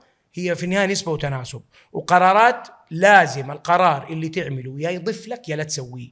القرار اللي ما يضيف لي ما راح ادعمه. اكون معك صريح، اي قرار في كره القدم ما حيضيف للفرقه ما راح. لكن لما نبيع مثلا لاعب ويجيب لي فلوس، وبالفلوس دي نقدر اضمن انه يجوا لاعبين افضل، نكتشف موهبه افضل، نسوي، هي ممكن. لكن قرار يجيب فلوس ويضر ناديه لا، ما حيصير. طب في حال اسلام هوساوي وافق على الاهلي، ايش مين كان حيكون البديل؟ اليوم انت عندك القيمه اللي طلعت بالتفاوض اللي صار معاه، لازم تبحث. الخانه الظهير اليسار خانه، انا عندي اسلام هوساوي ولد شباب عنده ايجابيات وعنده سلبيات، عندي عبد الله بخاري لاعب متمرس عنده خبره. الوحده كانت بعد الله سبب في اعاده اكتشاف هذا اللاعب. لاعب عنده ايجابيات وعنده سلبيات. الخانه دي محتاجه، خانه الظهير اليسار في الوحده محتاجه باسلام ولا بغيره. اسلام وعبد الله موجودين صح، السنه الجايه لازم يكون في الخانه دي في دعم. الخانه دي مهمه، باسلام بعبد الله بغيرهم، الخانه دي مهمه. كيف حنقدر نحافظ على فريقنا؟ انت الحين قاعد تصرح تقول انا كل لعيبتي للبيع، وانت قاعد تقول قبل شويه انا قاعد اصنع شخصيه لا يا استاذ مرهف، انا اللي اقصده في كلامي انه لغه انه ما اسيب لاعب، هذه اللغه انتهت، ما عاد في الانديه الكبيره يا رجل. كيف كريستيانو خرج؟ كيف نيمار خرج؟ كيف الناس بتنتقل؟ اللغه دي كانت زمان، لانه زمان انت، لكن اليوم الوحده احنا في مرحله اكمال بناءنا 4 سنوات وهذه الخامسه.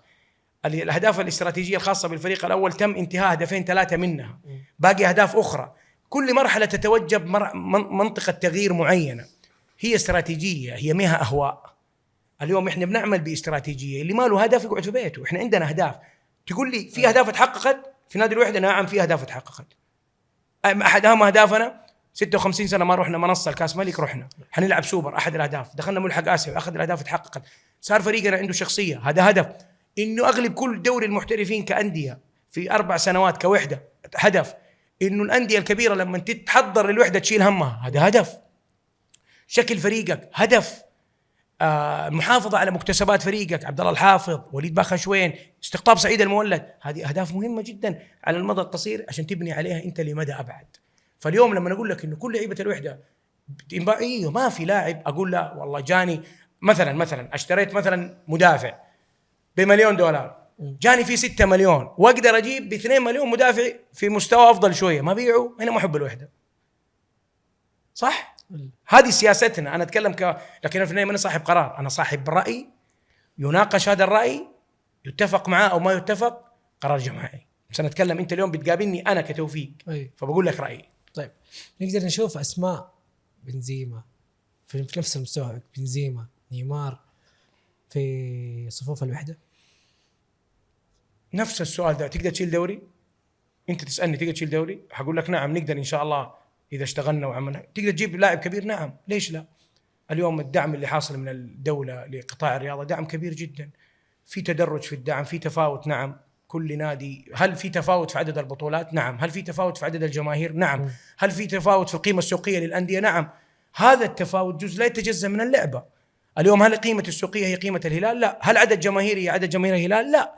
هل قيمة السوقية للاعبين individually زي قيمة السوقية للاعبين الهلال؟ لا. طب معناته أنت تقفل؟ لا، ما تقفل، تقاتل، تحارب، تعمل، ربي يكرمك، إلا ما يوم من الأيام تصل للي أنت تبغاه. يجيك لاعب كبير، طب أنت عندك إيجالو هداف وصيف العالم، لاعب كاس عالم بطولتين، بس قال حيخدمك كم سنة؟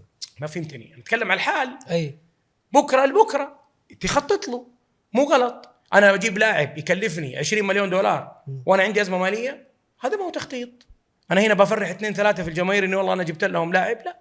هذا اللي حصل بداية الموسم. فاوضنا كيرو إمبولي، فاوضنا جرينزمان، أسماء كبيرة جدا، فاوضنا لاعبين مرة كثير، وعندي ما يثبت بالفيديوهات مع التفاوضات هذه كلها.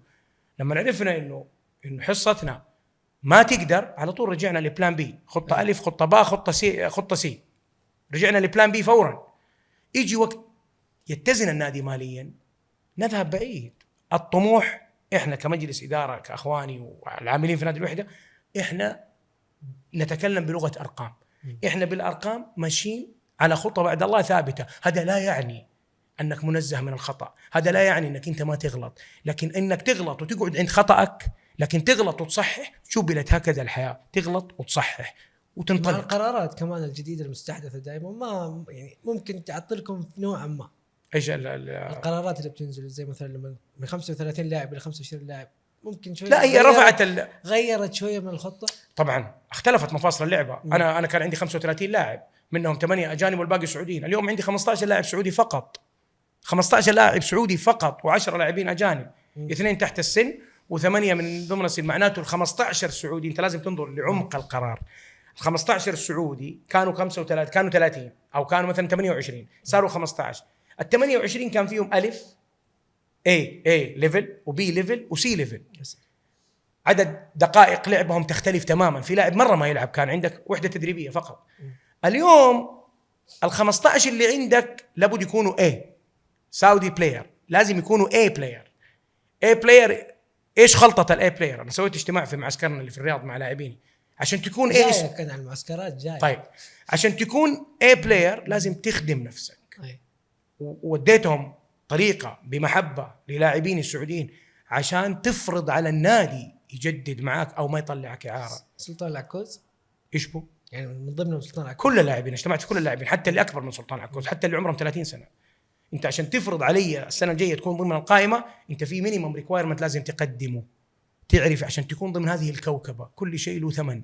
عشان تكون في دوري روشن، هذا الدوري القوي اللي قيمته السوقية انطلقت هذه الانطلاقة وهذه الوثبة يعني قفزت قفزة مو طبيعية، أنت لازم تواكب هذه القفزة. ما حتقدر، الخيارات الأخرى متاحة عدا الفريق الأول في روشن. طيب خلينا نسألك سؤال كذا يعني شوي خارج عن موضوعنا. يعني إن شاء الله هذا الموسم ما حننافس على هبوط. أقول لك شيء لازم نفهمه مع بعض. أنت الآن في منطقة دافئة، في منطقة رمادية، ممكن تكون سادس وتروح في منطقة حلوة، ممكن تكون في منطقة هبوط، صح؟ أي. الحد حينافسوا هبوط السنة، حينافس تنافس شرس وتنافس هادئ. أي.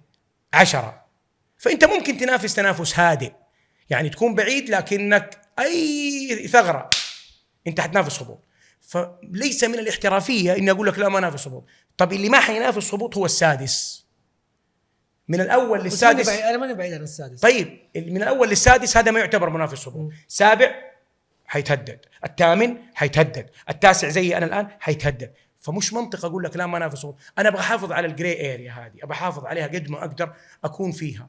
لكن ممكن أكون سادس في آخر موسم أقول لك شوف أنا ما نافست هبوط، لكن ممكن الجولة ما قبل الأخيرة من التاسع أصير سادس. فبالتالي ما حجرد نفسي من المنافسة على الهبوط. نقول يا رب بأمر الله. طب نروح للمعسكرات. هات المعسكرات، تدوبك ذكرت موضوع المعسكرات وذكرت انه سويت اجتماع في الرياض. خلينا نرجع شوي على بدايه الموسم. كان المعسكر في صربيا. نعم. ليش صربيا؟ يعني ليش صربيا انت قاعد تروح لمنطقه ما تتماشى او ما تتوافق مناخك هنا؟ يا سلام. شوف سؤالك ده انا اعتبره سؤال جماهيري. ليش؟ لانه يفتقد لبعض المعطيات الخاصه في كره القدم، وهذا الشيء حلو انك انت بتنقل صوت الجمهور. انا هنا اليوم والبرنامج كله عشان الجمهور. يا سلام، بالعكس الجماهير على راسنا. مين قال لك انك انت تسوي معسكر لازم يكون في نفس الاجواء حقتك؟ انت لازم تعرض لاعبك لظروف وضغوط مختلفه. انا اليوم عشان اعمل اعداد ايش محتاج اخلي اللاعب يعد او يعد في نفس مناخي؟ لا، لازم يطلع مرتفع عشان اضغط على رئته، لازم يروح في اجواء بارده عشان اقدر احقق التمارين الصباحيه، عشان انت تقدر تعمل جدول احمالك في لاعبينك وجدولك اعدادك البدني وفق البرامج الكاتابوت وغيره من الداتا حقت نبضات القلب والتسارع. انت تعرف انه البرامج وصلت الى دقه انه البرنامج يعطيك انديكيشن مؤشر لاصابه اللاعب قبل وقوعه بمباراه واثنين. اول ما اسمع المعلومه دي صح؟ ايوه. اليوم عندنا ارقام، ترى فلان عضلته الخلفيه معرضه للاجهاد بموجب تحليل فني لتسارع نبضات قلبه ومعدل نبضاته في الدقيقه جري غير الدقيقه راحه غير الدقيقه قصه. ترى اللاعب هذا معرض لاصابه. هذا كله المدرب يحطه في الحسبان. مش المدرب، القطاع المسؤول، الفيتنس كوتش والكونديشنينج كوتش. طيب. هو مسؤول، اوصل لك الفكره، هو مسؤول عن هذه الموظفه. فكره المعسكرات هذه يسموها برمجه. الفريق الناجح هو اللي يبرمج نفسه صح. الفريق الناجح هو اللي يتبرمج صح. انت لازم تبرمج كل عمل فريقك قبل ما تبدا الموسم، حتى في فتره التوقف. ترى الانديه كلها في تحدي كبير، احنا اول مره يصير عندنا فترتين توقف، اول مره. والفترتين كبيره. فانت اليوم فريقك كله معرض الى لازم كل شيء ينحسب على قولهم بالمليمتر، ايوه يعني بالمايكرو. يعني لازم تحسب كل شيء، والتوفيق بيد الله. فاختيار المعسكرات بعنايه. احنا معسكرنا الاخير اللي كان في صربيا كان في مرتفع، عارفين كم ارتفاعه بالمتر عن سطح الارض، وعارفين كم الضغط على رئه اللاعب. في اعلى جبال صربيا كنا في منطقه عاليه جدا في صربيا، كل شيء محسوب. معسكرنا الاخير هذا المعسكر ما طلعنا برا، لكن رحنا الرياض. درجه الحراره في الرياض اقل من جده 11 درجه. بس وقت المعسكر حق صربيا ما كانوا كل الاجانب مسجلين عندنا. هذا موضوع ثاني يعني. ايوه طبعا انت عندك تحديات. شوف، التحديات تلازمك في عملك. يعني انت قاعد تقول قاعد تاخذ خطوه والمتغيرات نشوف لها حل. لا، انت عندك اساس. يعني احنا عسكرنا في صربيا مجموعه، رجعنا من صربيا عقدنا مع لا في اجانب. لا في اجانب جوني في صربيا. كيف قالوا جاك في صربيا؟ يقالوا جاني اول جوله ما نزلوا. قالوا جواد اليميقه تاخروا الاعتبارات. اعتمادات، لا تنسى انت عندك اليوم هو مو قرارك انت تقدح من راسك في القرار. لا، انت تبغى اللاعب تشوف وضعك المالي في لجنه استدامه ماليه، توافق لجنه استدامه ماليه، تقدر تتعاقد مع اللاعب في قصه لابد انك انت تحترمها. لكن انت توقف اعدادك عشان تكتمل نصاب لاعبينك؟ لا، انت فريقك كمنظومه لابد تعمل عليه. قالوا اشتغلنا عليه لوحده، جواد اليميق اشتغلنا عليه لوحده عشان يلحق في ركب اللاعبين. طيب يعني ايش الاشياء المستخدمه والنماذج المستخدمه في الاعداد في معسكرات الاعداد البدني؟ ايوه يعني كيف ايش الطريقه وايش الاليه اللي انتم مستخدمينها؟ ايوه لما انا اطلع ب 90% من فريقي وباقي عندي عناصر ما اكتملت، بعدين ارجع مرنهم ثاني في السعوديه. طبيعي. انت ليش سوق الانتقالات له مده؟ والمده هذه مو مربوطه ببدايه الانتقالات. ليش الانتقالات قبل الانتقال ما ينقفل بساعه تقدر تجيب لاعب؟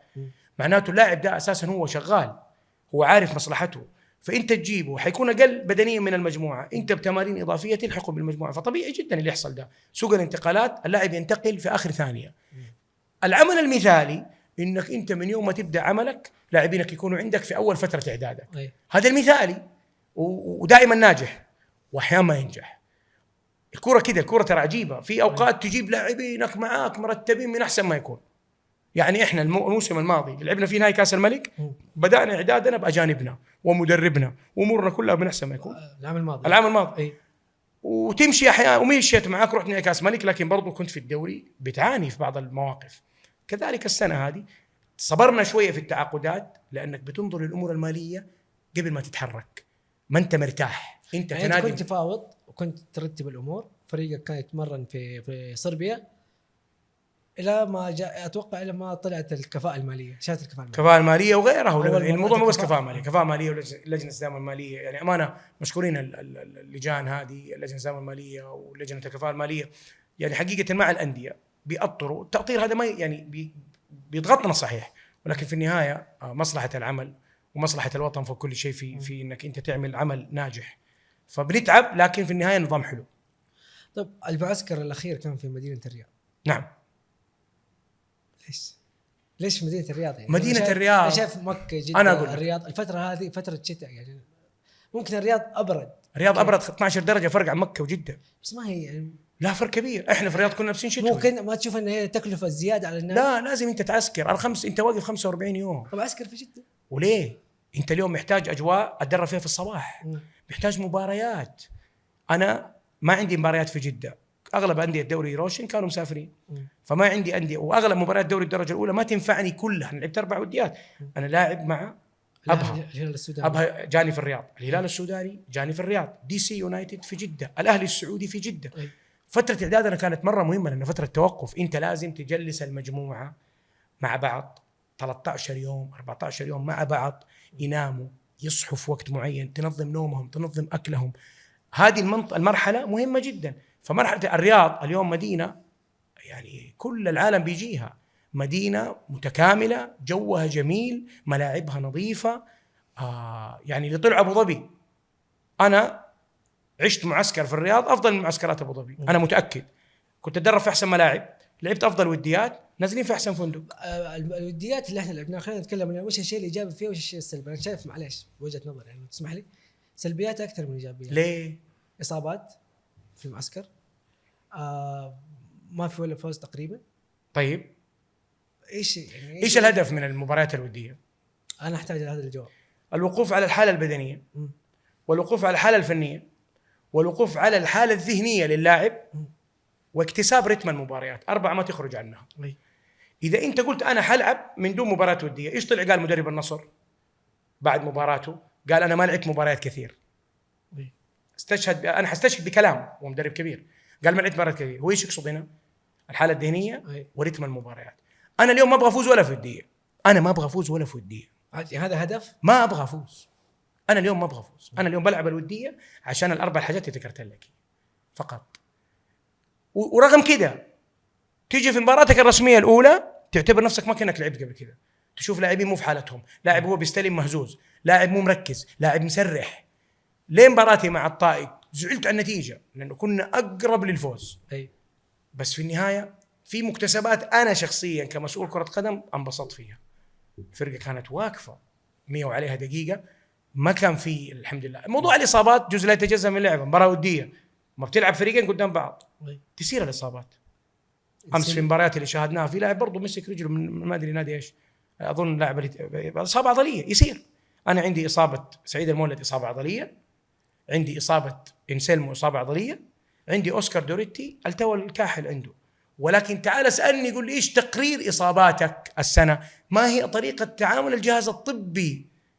النادي ايش مقدم للاعبين من خدمات طبيه؟ اوريك تقارير تقول ما شاء الله لا قوه الا بالله، نحن بعد توفيق الله ماشيين صح. متى حنشوف انسلمو سكار؟ قريب امانه، هذا قرار فني تحديدا ما اعرف يعني امانه متى حيلعبوا، بس مو بعيد يعني. انسلمو مو بعيد، وسعيد شويه ممكن يتاخر، اوسكار برضه مو بعيد. في مواجهه الاتحاد حنشوفه ممكن، ما اعرف، ما اجتمعت مع دونيز نهائيا مين اللي جاهزين او لا.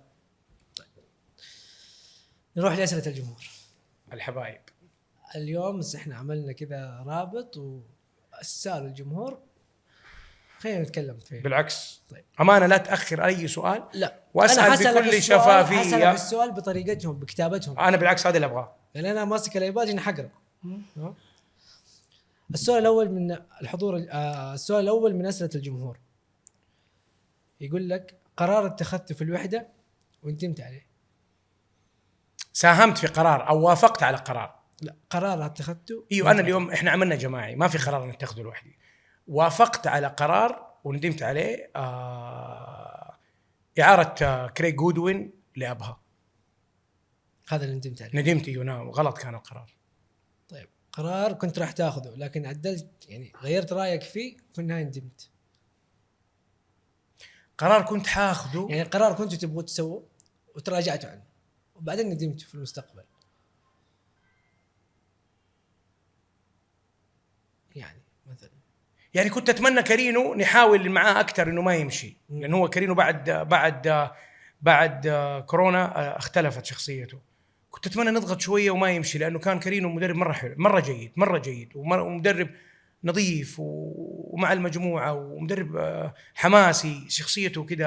انا عن نفسي احب المدربين اللي كذا. طيب فهذه شويه يعني بعد ما صار قلت يا ريتني ضغطنا شويه ما سبنا. طيب تعاقدت مع مدرب او لاعب ندمت عليه،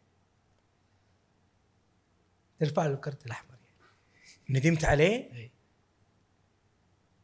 طبعا ندمي على اللاعب لا يعني انه اللاعب اختياره خاطئ، اللاعب ما انسجم، اللاعب ما توفق. المدرب اجيك في اللاعب اول. ندمت على ديفيد اني انا كنت ضمن اللجنه اللي وافقت عليه، لانه اللاعب يعني ما مشيت معه، يعني كنت اتمنى راس حربتنا يودينا بعيد، اقوى، يكون يودينا بعيد، بس ما مشيت معه. ده يعني لاعب سيء، لكن ندمت.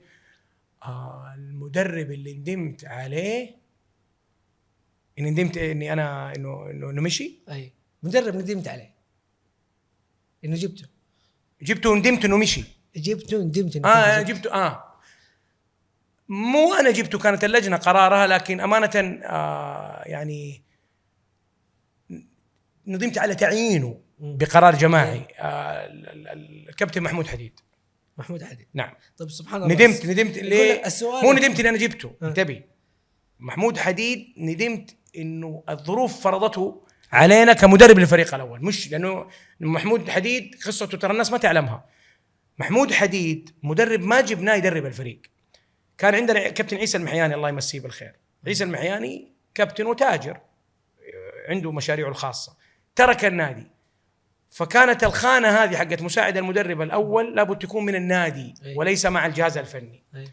فتم اقتراح محمود حديد للجنه الفنيه اللي كانت موجوده في ذيك السنه. الحمد لله اللجنه ما عاد هي موجوده معانا، لكن كان اقتراح انه هذا يكون ضمن فريق العمل، مساعد ضمن فريق العمل إداري. انا دوري كمسؤول كره قدم شيكت على رخصه، انه جاينا من فين، لا رخص. وكرجل على الصعيد الشخصي رجل يعني رجل فاضل، ما في شيء في عيب شخصي. فالكابتن محمود حديد ما تم استقطابه للنادي انه يدرب الفريق الاول، كان استقطابه لانه الخانه دي ما فيها احد، فتم ترشيح هذا الاسم، تم اجازه هذا الاسم.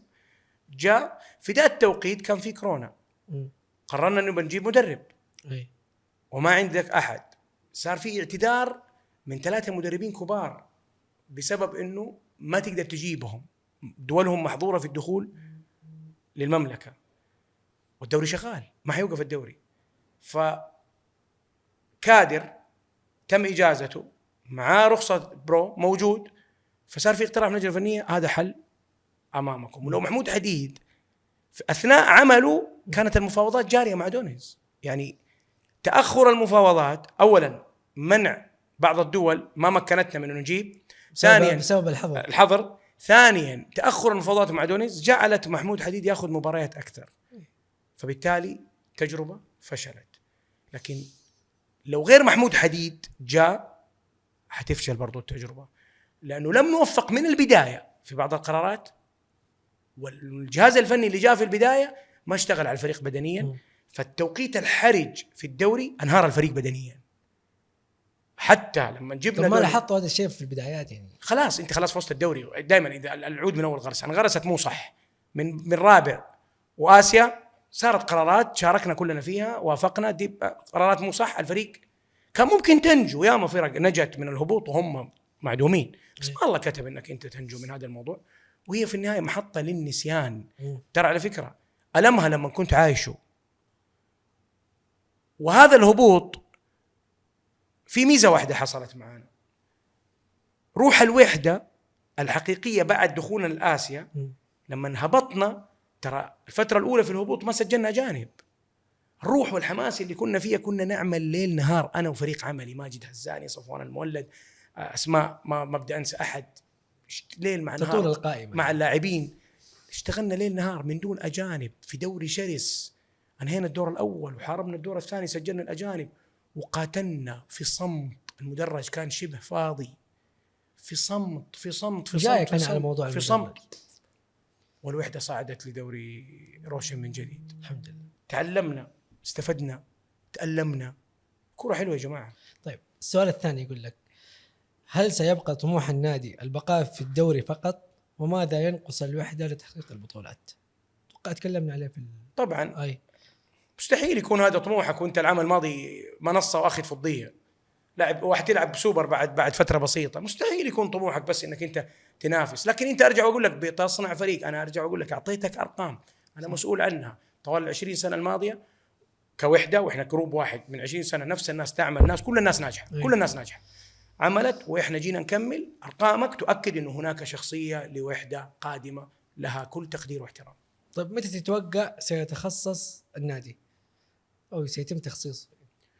والله ما في شيء واضح. المستحيل ليس سعوديا، فممكن تنام تصحى في ليله تلاقي نادي الوحده في اطر التخصيص. ويا رب. ايش الاسماء القريبه في ذهنك ومتوقع؟ ما اعرف امانه، ما اعرف التخصيص كيف حيكون، كيف حيصير، ما عندك يعني مين، ما عندنا امانه صوره واضحه، ولكن مستحيل ما في نادي في دوري روشن ما حيتخصص. طيب لماذا تم دعم بعض الأندية كالشباب والاتفاق أكثر من نادي الوحدة؟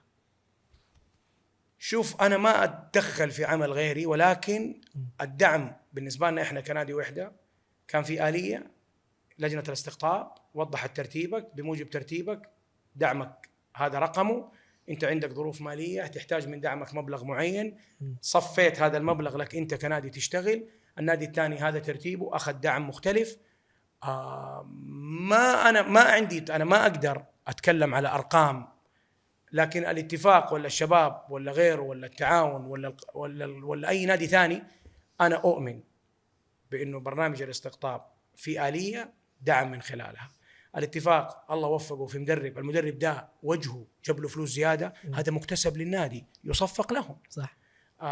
ما أعرف أمانة، ماني في مطبخهم عشان أعطيك تفاصيل. أي. اللي أعرفه إنه أنا جاني دعم، أنا نادي الوحدة قلت لك نادي دخله محدود، عايش على استراتيجية دعم الأندية في جميع الألعاب، عايش الآن بعد برنامج الاستقطاب، استقطابات الجديدة كلها جات على برنامج الاستقطاب.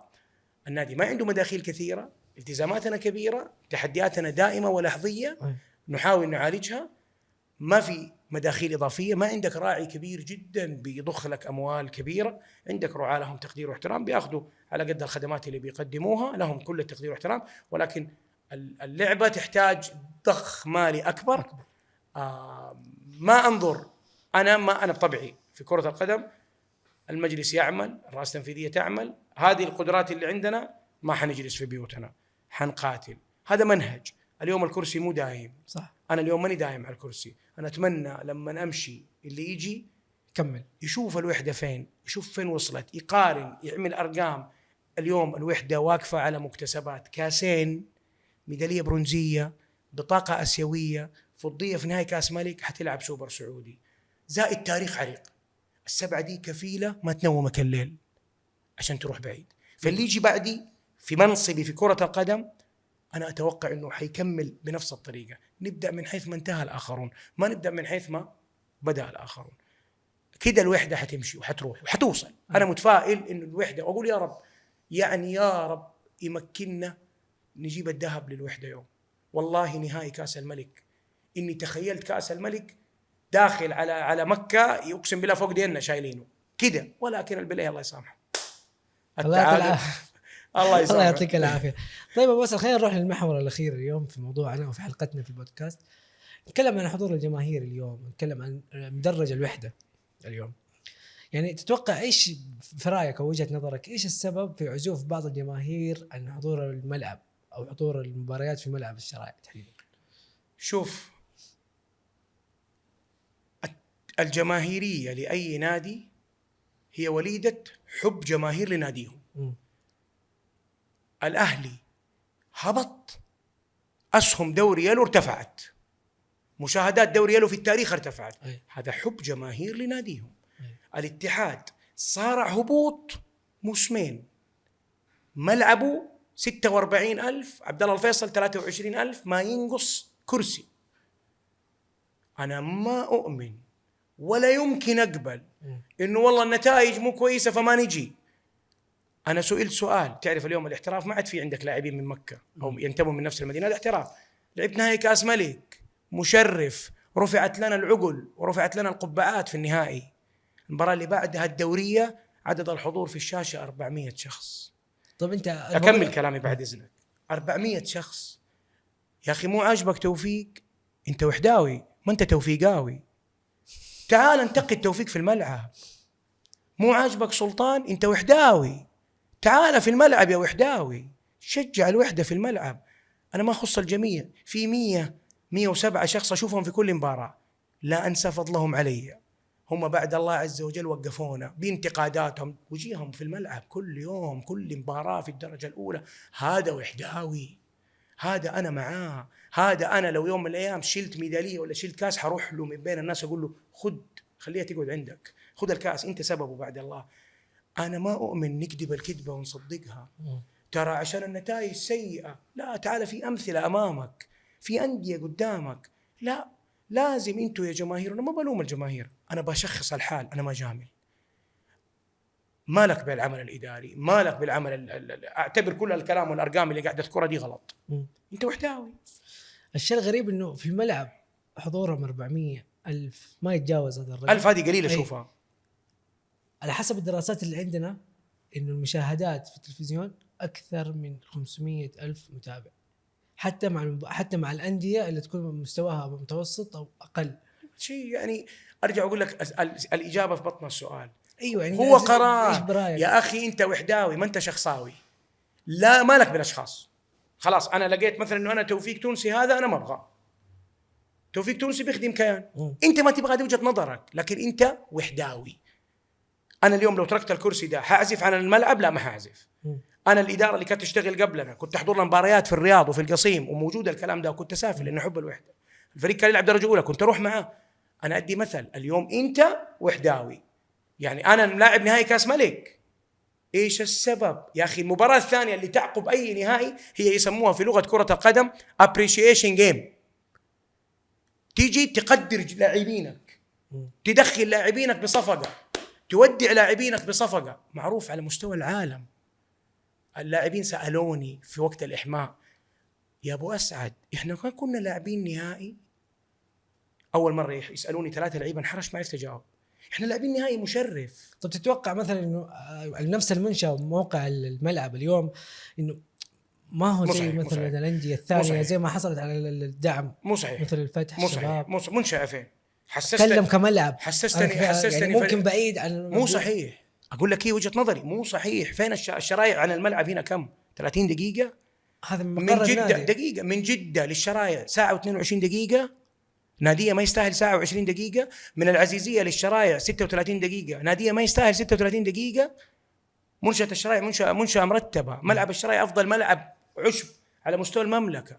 ما أقول لك إنه ما نتمنى يكون في ملعب، حنعمل المستحيل إنه نذلل عقبات أمام الجماهير. بس أنا بحاكي الجماهير مش كمسؤول، أنا بحاكيهم كواحد منهم. يا جماهير، مالك بتوفيق، مالك بزيد وعبيد. تحب الوحدة، أطلع شجع الوحدة. في عمل خطأ حصل، أطلع انتقده في الملعب. حط كل اللي في قلبك في الملعب. شجع اللعيبة، شجع الفريق، شجع الشعار يا أخي، شجع الشعار. لا تقول لي جالس في بيتي وأنا وحداوي. لما جاني هاي حضورهم دعم للنادي. إيش دعم؟ أقسم بالله أنا صار عندي عادة اليوم، هذه السنة الخامسة. كنت زمان أخرج، ما صرت أخرج إلا مع الفريق. كنت أخرج أحب أتمشى برا في الملعب. ها كيف الوضع؟ والله بسعد. ما في إلا عدد معين، العدد ده ما أنسى شكله، بانتقاداتهم أحبهم، بمدحهم أحبهم. في ناس على الجوال سيبك، ترى تفهم إنه والله في حرب على الإدارة. ترى 7-8 حسابات في تويتر.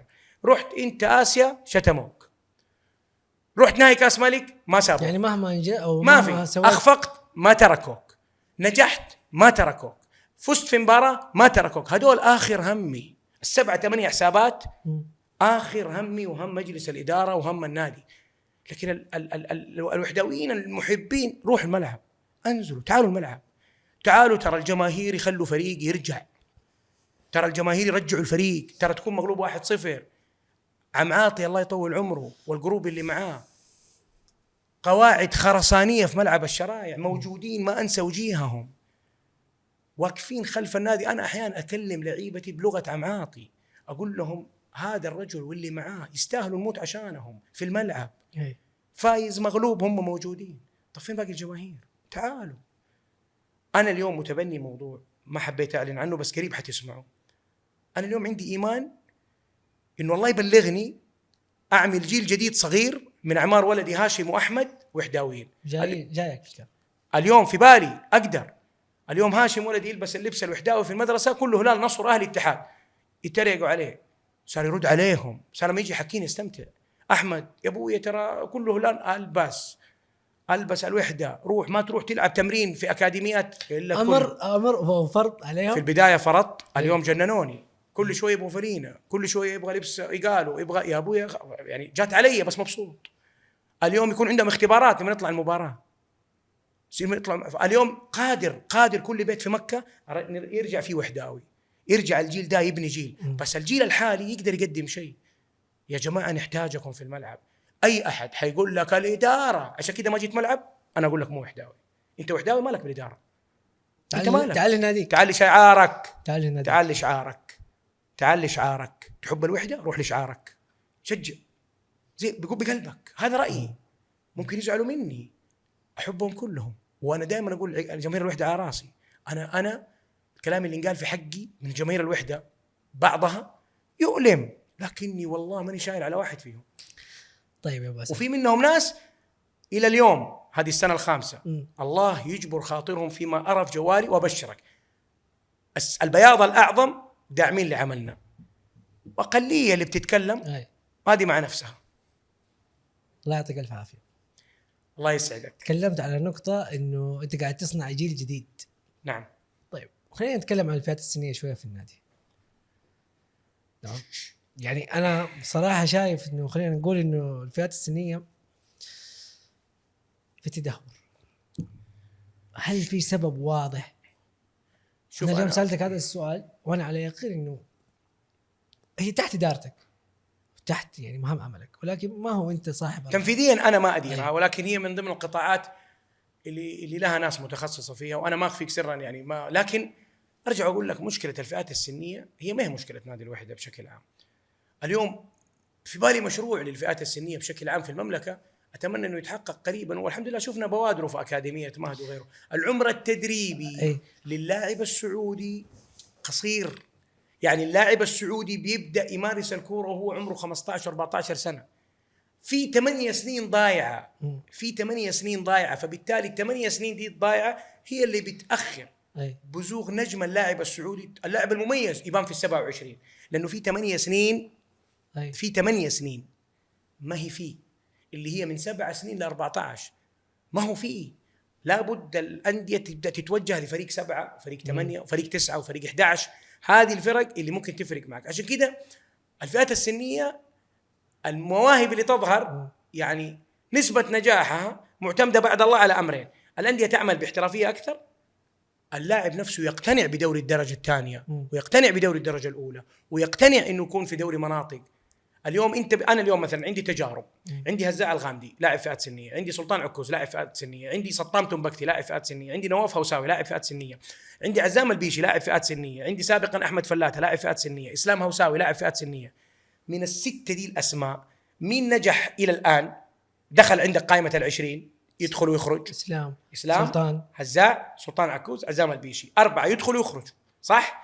هذا يعتبر قطفه، بس اكمل الفكره. هذا يعتبر قطفه لمنتج الفئات السنيه. الباقين ما هم مواهب، لا مواهب، اقتنعوا مؤخرا بالاعاره. سطام تنبكتي مبدع فيلو، نواف هوساوي عامل مباراه جميله جدا مع جده قبل كم يوم شفتها.